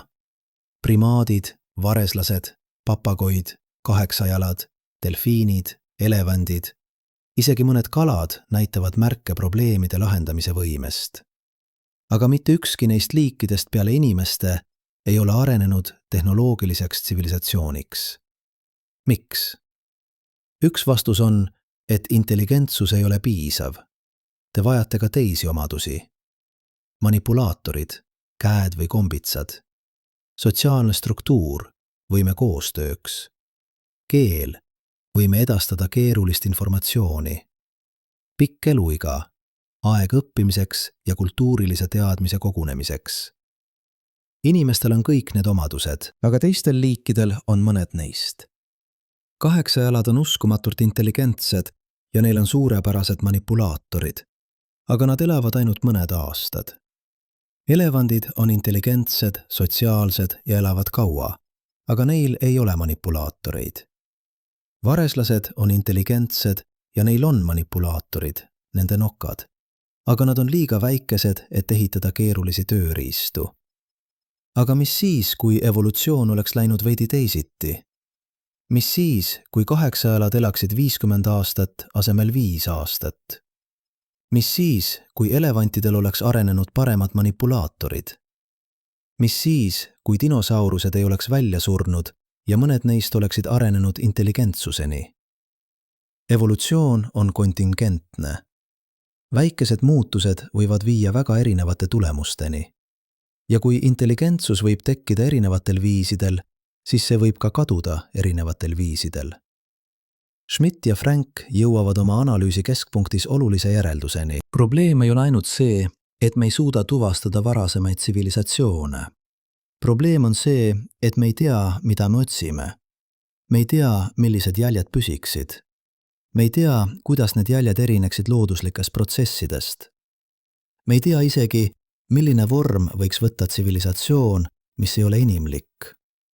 Ja see toob meid tagasi algse küsimuse juurde. Kui me ei suuda kindlalt välistada varasemaid tsivilisatsioone maal, kuidas me saame kindlalt tõlgendada, mida me näeme või ei näe, kui me vaatleme teisi planeete? Iga eksoplaneet, mida me uurime, võib olla olnud kodu 10 või 100 tsivilisatsioonile. ja me ei teaks sellest mitte midagi. Aga on veel üks aspekt, mis muudab selle küsimuse veelgi olulisemaks. Fermi paradoks. Kui universumis on miljardeid galaktikaid, igaühes miljardeid tähti, paljudel neist planeedid, miks me ei ole leidnud tõendeid võõrtsivilisatsioonidest? Üks võimalik vastus on, et tsivilisatsioonid ei kesta kaua. Nad tekivad, nad arenevad, nad kaovad. Ja nad ei jäta jälgi, mis püsiksid piisavalt kaua, et keegi teine neid leiaks. Kui see on tõsi, siis universumis võib olnud miljoneid või miljardeid tsivilisatsioone, aga nad kõik on kadunud. Ja ainus jälg nende olemasolust on õhukesed geoloogilised anomaaliad, mida on peaaegu võimatu tõlgendada. Iga planeet on palimpsest, dokument, mida on kirjutatud ja üle kirjutatud nii mitu korda, et algne tekst on peaaegu loetamatu. Schmidt ja Frank lõpetavad oma analüüsi mitte vastustega, vaid uute küsimustega. Kui me tahame tõesti mõista, kas me oleme üksi universumis, me peame õppima lugema geoloogilist dokumentatsiooni paremini. Me peame arendama uusi meetodeid, et tuvastada kaudseid jälgi tsivilisatsioonidest. Me peame mõistma, millised protsessid toodavad milliseid signatuure. Ja me peame olema valmis võimaluseks, et vastus võib olla palju keerulisem, kui me kunagi ette kujutasime. Aga on veel üks oluline punkt. Kui me ei suuda tuvastada varasemaid tsivilisatsioone maal, mis see ütleb meie enda tsivilisatsiooni kohta? Kui me kaoksime homme, mis jääks meist järele 1 miljon aastat hiljem? 10 miljonit aastat hiljem? 100 miljonit aastat hiljem? Vastus on häiriv. Väga vähe. Võib-olla mõned geoloogilised anomaaliad. Võib-olla mõned isotoopilised signatuurid. Võib-olla õhuke kiht settekivimis, mis sisaldab ebatavalisi materjale. Aga kas see oleks piisav, et keegi teine mõistaks, kes me olime? Tõenäoliselt mitte. See toob meid tagasi fundamentaalse küsimuse juurde. Mis on tsivilisatsiooni mõte, kui see ei jäta püsivat jälge? Kas me ehitame midagi, mis kestab? Või kas me lihtsalt oleme ajutine häiritus planeedi pika ajaloo jooksul? Need ei ole ainult teaduslikud küsimused. Need on filosoofilised küsimused, eksistentsiaalsed küsimused. Ja need on küsimused, millele me peame vastama, kui me tahame mõista oma kohta universumis. Schmidt ja Frank ei paku lihtsaid vastuseid, aga nad pakuvad uut perspektiivi. Nad näitavad meile, et meie otsing võõrtsivilisatsioonide järele ei ole ainult otsing seal üleval, tähtede vahel. See on ka otsing siin all, meie enda planeedi kivimites, ja see otsing on palju raskem, kui me kunagi arvasime. Sest aeg on võimas jõud. Aeg kustutab. Aeg muudab. Aeg muudab kõik ära tundmatuseks. Ja 100 miljonit aastat on rohkem kui piisavalt aega. Aga nüüd peame rääkima millestki, mis võib tunduda ebamugav. Millestki, mis paneb teid võib-olla mõtlema. Kas see kõik on lihtsalt spekulatsioon? Kas see on teadus või teadusulme? Ja ma mõistan seda täiesti. Sest kui me räägime tsivilisatsioonidest, mis võisid eksisteerida 100 miljonit aastat tagasi, me liigume teaduse äärealale. Me liigume sinna, kus andmed lõpevad ja spekulatsioon algab. Aga siin on oluline punkt, mida Schmidt ja Frank rõhutavad oma töös. Nad ei väida, et siluurialased eksisteerisid. Nad ei väida isegi, et nad tõenäoliselt eksisteerisid. Nad väidavad midagi palju täpsemat ja teaduslikult olulisemat. Me ei saa väita, et nad ei eksisteerinud. See ei ole sama asi. See on erinevus tõestamise ja tõestamata jätmise vahel. Ja teaduses on see erinevus kriitiline. Vaatame, kuidas teadus tavaliselt töötab. Te esitate hüpoteesi. Te kogute andmeid. Te testite hüpoteesi. Kui andmed toetavad hüpoteesi, see muutub tugevamaks. Kui andmed lükkavad hüpoteesi ümber, te hülgate selle ja esitate uue. Aga mis juhtub, kui andmeid lihtsalt ei ole? Mis juhtub, kui küsimus on põhimõtteliselt testimatu praeguste meetoditega, siis me oleme teaduse piiril ja seal on ebamugav olla. Aga ebamugavus ei tähenda, et küsimus ei ole oluline. Vastupidi, mõned kõige olulisemad küsimused teaduses on need, mida on kõige raskem testida. Kas universumis on teisi universumeid? Kas aeg on fundamentaalne või emergentne? Kas teadvus on füüsiline protsess või midagi muud? Need on küsimused, millele me ei tea vastuseid, aga me ei lõpeta nende küsimist. Siluuria hüpotees kuulub samasse kategooriasse. See on küsimus, millele me ei saa praegu vastata, aga see on küsimus, mis aitab meil mõista midagi fundamentaalset. See aitab meil mõista, millised jäljed tsivilisatsioonid jätavad. See aitab meil mõista, kui kaua need jäljed püsivad. Ja see aitab meil mõista, kuidas me peaksime otsima võõrtsivilisatsioone. Vaatame konkreetselt, mida me teame ja mida me ei tea. Me teame, et Maa on umbes 4,5 miljardit aastat vana. Me teame, et elu tekkis umbes 4 miljardit aastat tagasi. Me teame, et keeruline, mitmeeruline elu tekkis umbes 600 miljonit aastat tagasi. Me teame, et dinosaurused valitsesid umbes 170 miljonit aastat. Me teame, et imetajad on domineerinud umbes 65 miljonit aastat. Me teame, et inimesed tekkisid umbes 300 000 aastat tagasi. Need on faktid. Need on toetatud tohutute koguste tõenditega. Aga siin on, mida me ei tea. Me ei tea, kas intelligentsus on vältimatu, kui evolutsioon kestab piisavalt kaua. Me ei tea, kui tavaline on intelligentsus universumis. Me ei tea, kui kaua tsivilisatsioonid tavaliselt kestavad. Me ei tea, millised jäljed nad jätavad. Me ei tea, kui kaua need jäljed püsivad. Ja me ei tea, kuidas eristada tsivilisatsiooni jälgi looduslikest protsessidest pärast 100 miljonit aastat. Need on suured tundmatud. Ja siluuria hüpotees aitab meil mõista, kui suured need tundmatud on. See ei ole vastus, see on küsimus. Aga see on õige küsimus. Sest kui me ei küsi õigeid küsimusi, me ei leia kunagi õigeid vastuseid. Nüüd vaatame, mida see tähendab meie otsingutel võõrtsivilisatsioonide järele. Praegu me otsime peamiselt 3 viisil. Esiteks, raadiosignaalid. SETI, Search for Extraterrestrial Intelligence, on kuulanud raadiosignaale alates 60. aastatest. Nad on skaneerinud miljoneid tähti. Nad ei ole leidnud midagi ühemõttelist. Teiseks, eksoplaneetide atmosfäärid. Me otsime biosignatuure, hapnikku, metaani, muud gaase, mis võiksid viidata elule. Kolmandaks, megastruktuurid. Me otsime Dysoni sfääre, tähtede ümber ehitatud struktuure, mis koguvad energiat. Aga kõik need meetodid eeldavad, et tsivilisatsioon on aktiivne praegu.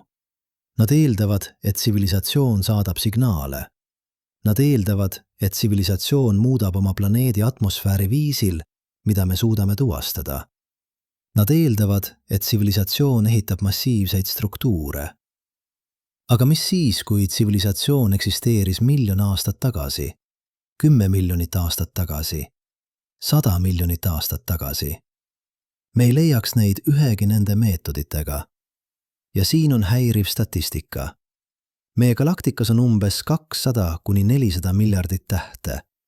Enamikul neist on planeedid.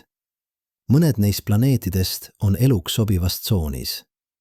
Kui ainult 1% neist planeetidest areneb intelligentne elu, see on miljoneid planeete. Aga kui iga tsivilisatsioon kestab ainult 1 000 000 aastat ja galaktika on vana 13 miljardit aastat, siis tõenäosus, et 2 tsivilisatsiooni eksisteerivad samal ajal, on väga madal.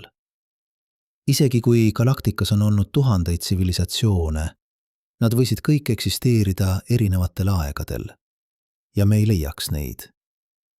See on üks võimalik lahendus Fermi paradoksile. Mitte see, et tsivilisatsioone ei ole, vaid see, et nad ei ole siin praegu. Nad olid siin minevikus või nad tulevad tulevikus, aga mitte praegu. Ja kui tsivilisatsioonid ei jäta jälgi, mis püsiksid miljoneid või miljardeid aastaid, siis me ei leia neid kunagi. Isegi kui nad olid meie vahetus naabruses. Aga Schmidt ja Frank teevad veel ühe olulise punkti. Isegi kui me ei leia võõrtsivilisatsioone, Siluria hüpotees õpetab meile midagi olulist meie enda tsivilisatsiooni kohta. See õpetab meile, et meie mõju planeedile on ajutine. See õpetab meile, et isegi meie kõige püsivamad ehitised kaovad. See õpetab meile, et geoloogiline aeg on palju võimsam kui inimlik aeg. Vaatame konkreetselt, mis jääb meist järele. Praegu me oleme muutnud planeeti põhjalikult. Me oleme muutnud atmosfääri koostist. Me oleme muutnud ookeani keemiat. Me oleme muutnud maismaa ökosüsteeme. Me oleme põhjustanud 6. suure massväljasuremi. Geoloogid nimetavad meie ajastu antropotseeniks, inimese ajastuks. Aga kui kaua see ajastus kestab geoloogilises dokumentatsioonis? Kui inimkond kaoks homme, meie linnud oleksid varemed 100 aasta pärast. Nad oleksid kaetud taimestikuga 1000 aasta pärast. Nad oleksid peaaegu täielikult lagunenud 10 000 aasta pärast. Meie teed ja sillad kestaksid veidi kauem, võib-olla 20 kuni 50 000 aastat. Aga 100 000 aastat pärast oleks vähe nähtavaid jälgi meie tsivilisatsioonist. 1 000 000 aastat pärast oleks peaaegu mitte midagi. 10 miljonit aastat pärast oleks ainult geoloogilised anomaaliad. 100 miljonit aastat pärast isegi need anomaaliad oleksid peaaegu võimatud tuvastada. Aga on üks jälg, mis võib püsida kauem. Radioaktiivsed isotoobid. Kui me kasutame tuumarelvi, me toodame isotoope, mida loodus ei tooda. Plutooniumi 239 poolestusaeg on 24 000 aastat. See ei ole väga pikk, aga uraan 235 poolestusaeg on 708 miljonit aastat.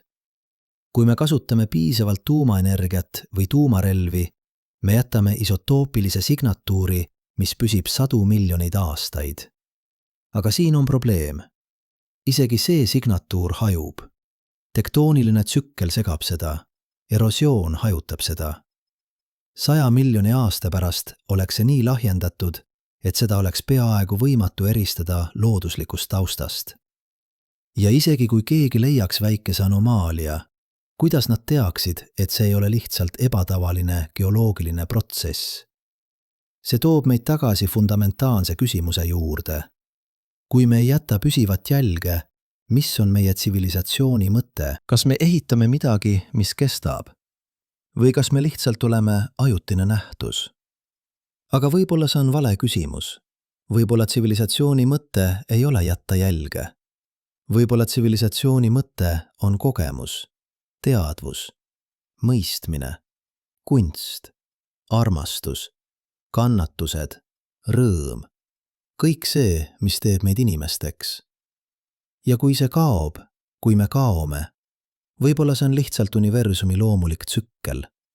Asjad tekivad, asjad kaovad. Ja see on okei. Aga see on filosoofiline vastus. Ja me ei ole veel valmis filosoofiaks. Meil on veel teadust teha. Sest isegi kui me ei suuda tõestada, et siluurialased eksisteerisid, me saame parandada meie meetodeid nende otsimiseks. Me saame õppida, millised geoloogilised signatuurid püsiksid. Me saame arendada uusi viise geoloogilise ajalahutuse parandamiseks. Me saame otsida spetsiifilisemaid isotoopilisi anomaaliaid. Schmidt ja Frank pakuvad välja mitu konkreetset uurimissuunda. Esiteks, otsida järske muutusi haruldaste elementide kontsentratsioonides. Kui tsivilisatsioon kaevandas haruldasi muldmetalle, see peaks jätma jälje. Võib-olla mitte üksikutes kivimites, vaid statistilistes mustrites üle suure geograafilise ala. Teiseks, otsida ebatavalisi orgaanilisi ühendeid. Kui tsivilisatsioon kasutas sünteetilisi materjale, nende lagunemisproduktid võiksid olla tuvastatavad. Kolmandaks, parandada geoloogilist ajalahutust. Kui me suudame täpsemalt dateerida geoloogilisi sündmusi, me suudame paremini eristada kiireid sündmusi aeglastest. Aga kõige olulisem on muuta meie mõtteviisi. Me peame lõpetama eeldamise, et tsivilisatsioon näeb välja nagu meie tsivilisatsioon. Me peame olema avatud võimalusele, et intelligentsus võib võtta vorme, mida me ei kujuta ette. Me peame olema avatud võimalusele, et tsivilisatsiooni jäljed võivad olla palju peenemad, kui me arvame. Ja me peame olema avatud võimalusele, et vastus võib olla, me ei tea. Ja see on okei. Sest teadus ei ole ainult vastuste leidmine. Teadus on ka õigete küsimuste esitamine. Ja Siluria hüpotees on õige küsimus. See sunnib meid mõtlema geoloogilise aja kohta. See sunnib meid mõtlema tsivilisatsiooni püsivuse kohta. See sunnib meid mõtlema meie enda koha kohta universumis. Ja need on küsimused, mida me peame küsima, isegi kui vastused on ebamugavad. Vaatame nüüd, mida see kõik tähendab praktiliselt. Kui me tahame tõesti otsida varasemaid tsivilisatsioone maal, me vajame uut lähenemist. Me ei saa lihtsalt otsida fossiilid või artefakte. Me peame otsima mustreid, statistilisi anomaaliaid, korrelatsioone, mis ei sobi looduslike protsessidega. Näiteks, kui me leiaksime, et teatud haruldaste elementide kontsentratsioonid on ebatavaliselt kõrged teatud geoloogilises kihis üle kogu maailma, see oleks huvitav. Kui me leiaksime, et see kiht langeb kokku järsu muutusega süsiniku isotoopiline koostises, see oleks veel huvitavam. Kui me leiaksime, et see kiht langeb kokku massväljasuremi ja muutustega settimise mustrites, see oleks väga huvitav. Ükski neist asjadest eraldi ei tõestaks tsivilisatsiooni olemasolu, aga koos nad moodustaksid mustri, mis vajaks seletust. Ja siin on oluline punkt. Me ei otsi tõestust. Me otsime anomaaliaid, mis vajavad seletust. Ja kui me leiame selliseid anomaaliaid, me peame olema ausad võimaluste suhtes. Võib-olla see on loodulik protsess, mida me ei mõista. Võib-olla see on kombinatsioon mitmest looduslikust protsessist. Aga võib-olla see on midagi muud. Ja me ei tohi välistada seda võimalust lihtsalt sellepärast, et see tundub ebatõenäoline. Sest siin on asi ebatõenäosusega. Kui me vaatame tagasi inimkonna ajalugu, paljud asjad, mis on juhtunud, olid ebatõenäolised. Elutekke oli ebatõenäoline. Keeruline mitmeeruline elutekke oli ebatõenäoline. Intelligentsuse tekke oli ebatõenäoline. Tsivilisatsiooni tekke oli ebatõenäoline. Aga need kõik juhtusid. Sest kui teil on piisavalt aega ja piisavalt võimalusi, isegi ebatõenäolised asjad juhtuvad. Ja maal on olnud piisavalt aega. 4,5 miljardit aastat. See on uskumatult pikk aeg. Piisavalt pikk aeg, et ebatõenäolised asjad juhtuks mitu korda. Piisavalt pikk aeg, et tsivilisatsioonid võiksid tõusta ja langeda ja me ei teaks sellest mitte midagi. Aga vaatame nüüd teist aspekti. Mitte ainult seda, kas varasemad tsivilisatsioonid võisid eksisteerida, vaid seda, mida see tähendaks, kui nad eksisteerisid. Kui me avastaksime tõendeid tsivilisatsioonist, mis eksisteeris 100 miljonit aastat tagasi, see muudaks kõike. See muudaks meie arusaamist evolutsioonist.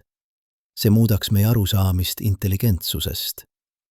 See muudaks meie arusaamist meie enda kohast universumis. Esiteks, see tähendaks, et intelligentsus ei ole ainulaadne. Me ei ole esimesed. Me ei ole erilistest. Me oleme lihtsalt viimased ühes pika rea intelligentseid liike. Ja see on alandav mõte. Aga see on ka vabastav mõte, sest kui intelligentsus on tekkinud varem, see tähendab, et see võib tekkida uuesti. Me ei ole kosmilise evolutsiooni lõpp-punkt. Me oleme lihtsalt üks samm pika tee peal. Teiseks, see tähendaks, et tsivilisatsioonid ei kesta igavesti. Kui siluurialased eksisteerisid ja siis kadusid, See tähendab, et kadumine on võimalik. Võib-olla isegi vältimatu. Ja see on hirmutav mõte. Aga see on ka oluline mõte.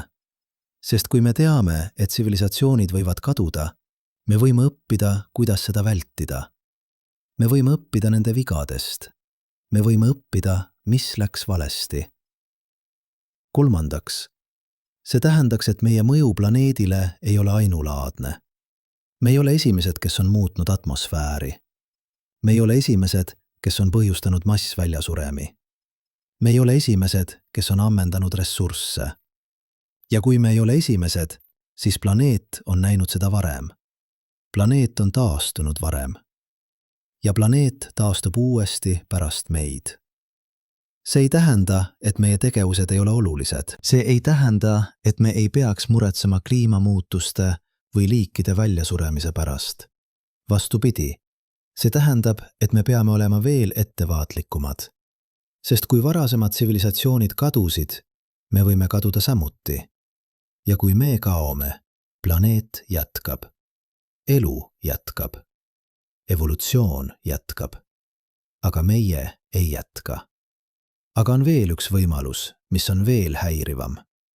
Mis siis, kui siluurialased ei kadunud? Mis siis, kui nad lihtsalt lahkusid?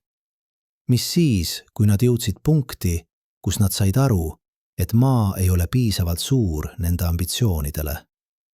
Mis siis, kui nad läksid tähtede juurde? See kõlab teadusulmena, aga mõelge sellele. Kui tsivilisatsioon kestab piisavalt kaua, kosmosesse lähemist muutub vältimatu. Mitte sellepärast, et see on lihtne, vaid sellepärast, et alternatiiv on kadumine. Ressursid maal on piiratud, ruum maal on piiratud, aga kosmoses on peaaegu lõpmatud ressursid, peaaegu lõpmatu ruum. Kui te suudate jõuda sinna, te suudate ellu jääda peaaegu igavesti. Ja kui siluurialased läksid tähtede juurde, kus nad on nüüd? Võib-olla nad on endiselt seal üleval. Võib-olla nad vaatavad meid. Võib-olla nad ootavad, et me jõuaksime samale tasemele. Või võib-olla nad on ammu kadunud. Võib-olla nad leidsid midagi seal üleval, mis hävitas nad. Või võib-olla nad lihtsalt hajusid, muutusid millekski nii erinev, et me ei tunneks neid ära. Aga see on spekulatsioon. Ja me peame olema ausad selle suhtes. Me ei tea, kas siluurialased eksisteerisid. Me ei tea, mis nendega juhtus, kui nad eksisteerisid. Me ei tea isegi, kas nad olid võimelised kosmosesse minema. Kõik, mis meil on küsimused. Ja ebamugavus, et me ei suuda neile vastata. Aga see ebamugavus on oluline, sest see sunnib meid mõtlema. See sunnib meid küsima paremaid küsimusi. See sunnib meid arendama paremaid meetodeid. Ja lõpuks see sunnib meid olema ausamad meie teadmiste piiride suhtes. Sest siin on asi teadusega. Teadus ei ole dogma. Teadus ei ole usk.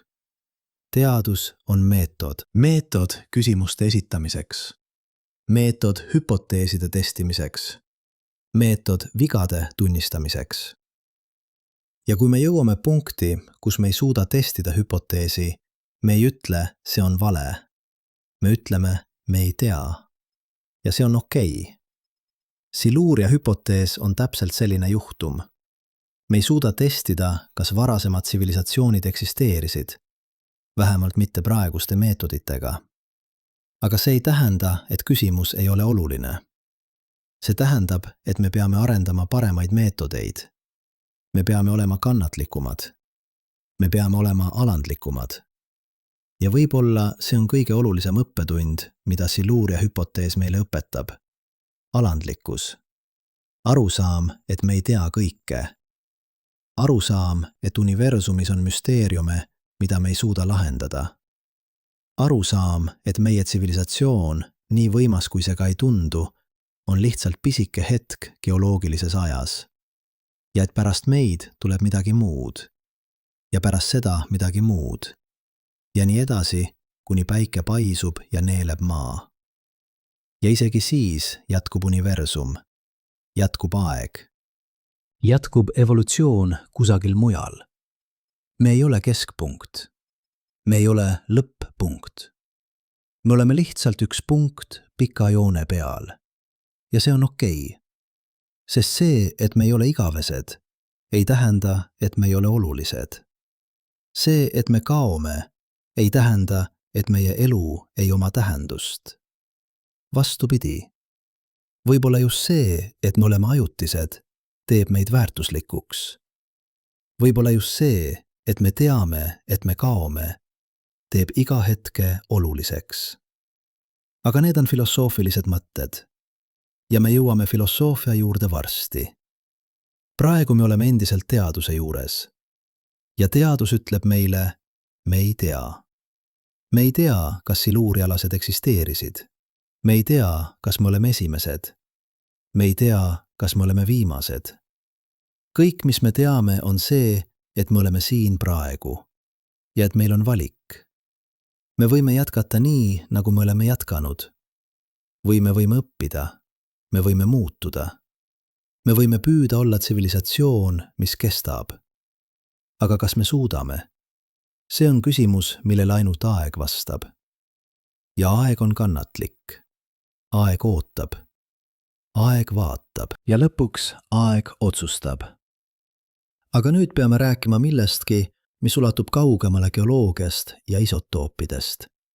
Millestki, mis puudutab seda, kes me oleme ja miks me siin oleme. Sest siluuria hüpotees ei ole lõppkokkuvõttes küsimus ainult selle kohta, kas keegi elas siin enne meid. See on küsimus selle kohta, mis tähendab olla ajutine. Mõelge sellele hetk. Te istute siin, kuulate neid sõnu, teie süda lööb, teie aju töötleb informatsiooni, te olete teadlik, te olete elus. Aga kõik see, teie keha, teie mõtted, teie mälestused, on ehitatud aatomitest, mis on vanemad kui maa ise. Süsinik teie kehas moodustus tähtede südamikes miljardeid aastaid tagasi. Raud teie veres pärineb supernoovadest.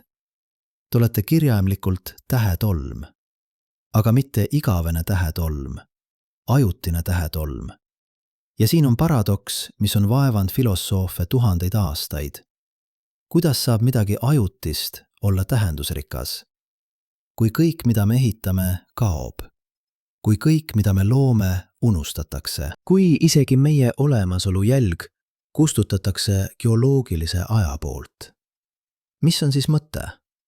Iidsed kreeklased mõtlesid sellele. Herakleitos ütles, panta rei, kõik voolab. Te ei saa astuda samasse jõkke 2 korda, sest jõgi on muutunud ja teie olete muutunud. Kõik on pidevas muutumises. Kõik on ajutine. Ja siiski me elame. Me armastame. Me loome. Me püüame jätta jälge. Budistid läksid veel kaugemale.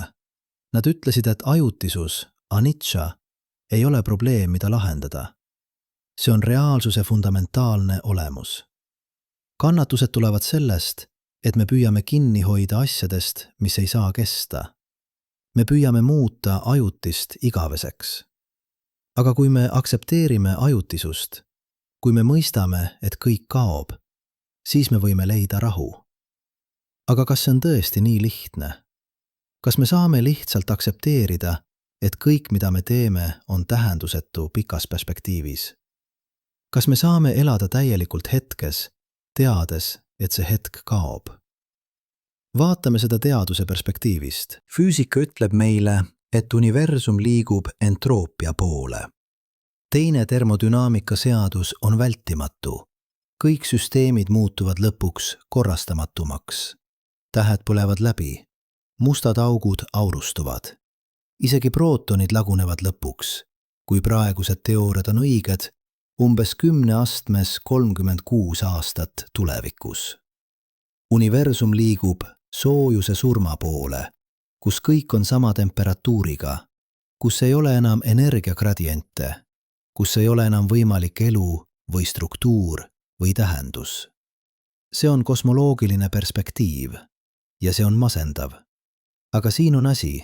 See soojuse surm on nii kaugel tulevikus, et numbrid kaotavad tähenduse. 10 astmes 100 aastat. See on 1, millele järgneb 100 nulli. Meie universum on praegu ainult umbes 10 astmes 10 aastat vana. Me oleme alles alguses. Alles esimeses sekundi esimesest triljonist osas universumi kogu elueast. Ja selle aja jooksul, selle uskumatult pika aja jooksul juhtub asju. Tekivad tähed, tekivad planeedid, tekib elu, tekib teadvus, tekivad tsivilisatsioonid. Ja jah, nad kaovad, aga nad olid siin. Nad kogesid, nad mõistsid, nad armastasid. Kas see ei ole piisav? Aga võib-olla me küsime valet küsimust. Võib-olla küsimus ei ole, mis on tähendus, kui kõik kaob. Võib-olla küsimus on, mis on tähendus praegu. Sest praegu on ainus aeg, mis meil on. Minevik on kadunud, tulevik ei ole veel siin. Kõik, mis eksisteerib, on see hetk, see hingetõmme, see mõte, see teadvuse hetk. Ja siin on midagi uskumatut. Teadvus ise. Fakt, et universum, see tohutu, külm, ükskõikne universum, on tootnud midagi, mis suudab ennast mõista.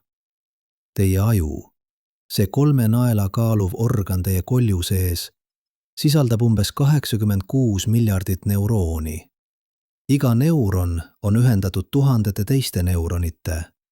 Kokku on teie ajus umbes 100 triljonit sünaptilisi ühendusi. See on rohkem kui tähti meie galaktikas. Ja need ühendused ei ole lihtsalt juhtmed. Nad on dünaamilised. Nad muutuvad iga kord, kui te õpite midagi uut. Iga kord, kui te mäletate midagi. Iga kord, kui te mõtlete. Teie aju on kõige keerulisem struktuur, mida me teame universumis. Ja see struktuur toodab midagi veel uskumatumat. Subjektiivset kogemust. Qualia. Seda, milline on olla teie. Filosoofid nimetavad seda raske probleemiks teadvuse kohta. Kuidas füüsiline süsteem, neuronid, sünapsis, elektrilised signaalid, toodab subjektiivset kogemust. Kuidas ajuprotsessid muutuvad mõteteks, tunneteks, teadvuseks. Me ei tea. See on üks suuremaid müsteeriume teaduses. Aga siin on asi. See müsteerium eksisteerib. Teie eksisteerite. Te olete teadlik. Ja see teadvus, see võime kogeda, mõista, tunda, see on midagi uskumatut. Isegi kui see kestab ainult hetke, isegi kui see kaob. Vaatame seda teisest vaatenurgast. Kui siluurialased eksisteerisid, kui nad olid siin 100 miljonit aastat tagasi, siis nad kogesid seda samuti. Nad olid teadlikud. Nad vaatasid tähti. Nad imestasid. Nad küsisid küsimusi. Ja siis nad kadusid. Aga see ei tähenda, et nende kogemus ei olnud reaalne. See ei tähenda, et nende elu ei olnud tähendusrikas. See tähendab lihtsalt, et nad olid ajutised, nagu meie. Ja võib-olla see on universumi olemus. Võib-olla universum ei ole loodud igaveste asjade jaoks. Võib-olla universum on loodud ajutiste asjade jaoks. Asjade jaoks, mis tekivad, õitsevad ja kaovad. Nagu lilled, nagu tähed, nagu tsivilisatsioonid. Aga me ei tea. Ja see me ei tea on oluline, sest see on aus. Me ei tea, miks universum eksisteerib. Me ei tea, miks seal on midagi, mitte midagi. Me ei tea, kas teadvus on fundamentaalne või emergentne. Me ei tea, kas me oleme üksi universumis või üks paljudest. Me ei tea, kas elu on haruldane või tavaline. Me ei tea, kas tsivilisatsioonid kestavad või kaovad. Kõik, mis me teame, on see, et me oleme siin, praegu. Ja et meil on valik, kuidas me seda aega kasutame. Vaatame konkreetselt, mida see tähendab. Praegu inimkond seisab silmitsi eksistentsiaalsete ohtudega. Kliimamuutused, tuumasõda, pandeemiad, tehisintellekti risk, asteroidi löök, supervulkaani purse. Iga neist võib hävitada meie tsivilisatsiooni. Mõned neist võivad hävitada meie liigi. aga siin on asi. Me teame sellest. Me oleme esimene liik maa ajaloos, kes on teadlik oma enda haavatavusest. Me oleme esimene liik, kes suudab ette näha oma enda kadumist.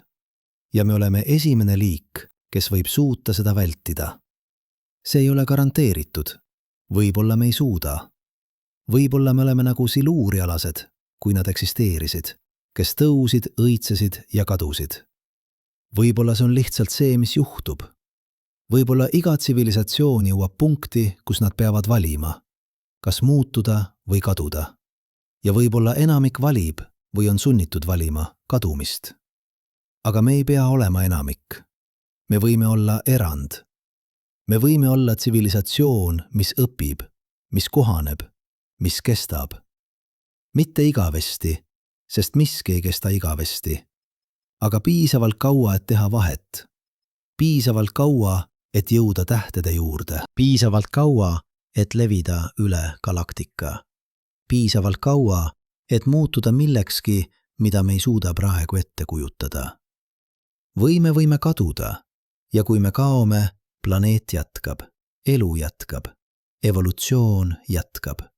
Ja võib-olla miljonite aastate pärast tekib teine intelligentne liik ja nad vaatavad geoloogilist dokumentatsiooni. Ja nad leiavad õhukese kihi, mis sisaldab ebatavalisi isotoope. Ja nad imestlevad, mis see oli, kes oli siin enne meid. Ja nad ei tea kunagi. Nagu meie ei tea siluurialaste kohta. Nagu keegi ei tea nende kohta, kes võisid olla enne siluurialasi. Sest aeg kustutab, aeg muudab. Aeg muudab kõik ära tundmatuseks. Aga see ei tähenda, et me ei olnud siin. See ei tähenda, et meie elu ei olnud reaalne. See tähendab lihtsalt, et me olime ajutised. Ja ajutisus ei ole nõrkus. Ajutisus on reaalsuse olemus. Vaatame seda veel ühest vaatenurgast. Kvantfüüsika. Kvantmaailmas asjad ei ole kindlad enne, kui neid mõõdetakse. Elektron ei ole kindlas kohas enne, kui te vaatate. See on lainefunktsioonis, superpositsioon kõigist võimalikest kohtadest. Alles vaatlus kollapseerib lainefunktsiooni ja muudab võimaluse tegelikkuseks. Mõned füüsikud, nagu John Wheeler, on spekuleerinud, et kogu universum võib olla selline. Et universum ei ole täielikult reaalne enne, kui keegi seda vaatleb. Et teadvus ei ole lihtsalt passiivne vaatleja, vaid aktiivne osaleja reaalsuse loomises. See on radikaalne idee ja enamik füüsikuid ei nõustu sellega. Aga see on huvitav mõte, sest kui see on tõsi, kui teadus tõesti loob reaalsust, siis iga teadlik olend on midagi uskumatut. Iga teadlik olend on punkt, kus universum muutub teadlikuks iseendast. Punkt, kus võimalused muutuvad tegelikkuseks. Punkt, kus tähendus tekib. Ja kui see on tõsi, siis ei ole oluline, kui kaua me kestame. Oluline on, et me oleme siin, et me vaatleme, et me loome reaalsust oma vaatluse kaudu. Aga jällegi, me ei tea. See on spekulatsioon. Huvitav spekulatsioon, aga spekulatsioon siiski. Kõik, mis me teame kindlalt, on see, et me oleme teadlikud, et me kogemist, et me mõistame, vähemalt osaliselt, universumit, milles me elame. Ja võib-olla see on piisav. Võib-olla me ei vaja suuremat tähendust kui see. Võib-olla tähendus ei ole midagi, mis antakse meile väljastpoolt. Võib-olla tähendus on midagi, mida me loome ise. Oma valikute kaudu, oma tegude kaudu, oma suhete kaudu. Vaatame tagasi alguse juurde. Mäletate, kuidas me alustasime? Teie keha toodab 25 miljonit uut rakku. Teie süda lööb 70 korda minutis. Teie aju tarbib 20% teie energiast. Aga te ei jäta jälge, mis püsiks 100 miljonit aastat. Ja nüüd me mõistame, mida see tähendab. See ei tähenda, et ei ole oluline. See tähendab, et te olete osa millestki suuremast. Osa protsessist, mis on kestnud miljardeid aastaid ja jätkub miljardeid aastaid pärast teid. Osa evolutsioonist. Osa universumi ärkamisest iseenda teadvusele. Te olete hetk selles protsessis. Lühike hetk, aga reaalne hetk. Tähendusrikas hetk, sest te olete siin. Te olete teadlik. Te olete osa universumist, mis vaatab tagasi iseendale ja ütleb, ma olen. Ja kui siluurialased eksisteerisid, kui nad olid siin enne meid, siis nad olid sama. Hetk. Lühike hetk, aga reaalne hetk. Nad vaatasid tähti, nad imestasid. Nad küsisid, kes me oleme? Miks me siin oleme? Ja siis nad kadusid. Aga see ei tähenda, et nad ei olnud olulised. See tähendab lihtsalt, et nad olid ajutised. Nagu meie, nagu kõik. Ja võib-olla see on kõige sügavam õppetund, mida siluuria hüpotees meile õpetab. Mitte see, et me võime olla teised või kolmandad või sajandad, vaid see, et me kõik teadlikud olendid, kõik tsivilisatsioonid, kõik hetked teadvusest, oleme osa samast protsessist. Protsessist, mis muudab universumi aatomid teadlikuks. Protsessist, mis loob tähendust ajutisusest. Protsessist, mis ütleb, jah, ma kaon, aga ma olin siin. Ja see oli reaalne. Vaatame viimast korda geoloogilist perspektiivi. Maa on umbes 4,5 miljardit aastat vana. Päike põleb veel umbes 5 miljardit aastat. Siis see paisub punaseks hiiglaseks ja neeleb maa. Kõik, mis me oleme ehitanud, kõik, mis me oleme loonud, kõik jälg meie olemasolust, kõik see sulab, kõik see kaob. Aga enne seda on aega, palju aega.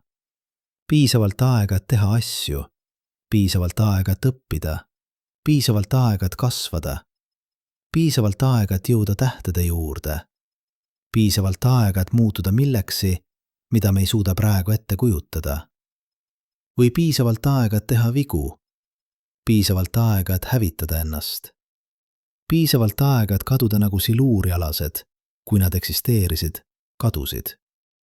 Valik on meie. Mitte igavene valik, mitte garanteeritud valik, aga reaalne valik. Praegu, selles hetkes. Ja võib-olla see on kõik, mida me saame küsida. Mitte igavest tähendust, mitte garanteeritud tulevikku, vaid võimalust. Võimalust valida. Võimalust proovida. Võimalust olla midagi rohkemat kui lihtsalt veel üks kadunud tsivilisatsioon geoloogilises dokumentatsioonis. Sest lõppkokkuvõttes ei ole küsimus, kas me oleme esimesed. Küsimus on, mis me teeme sellega, et me oleme siin.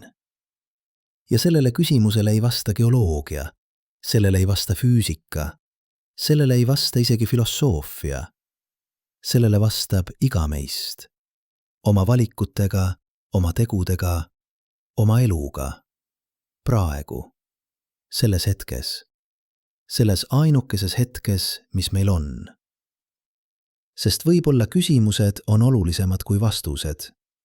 Võib-olla otsing on olulisem kui leidmine.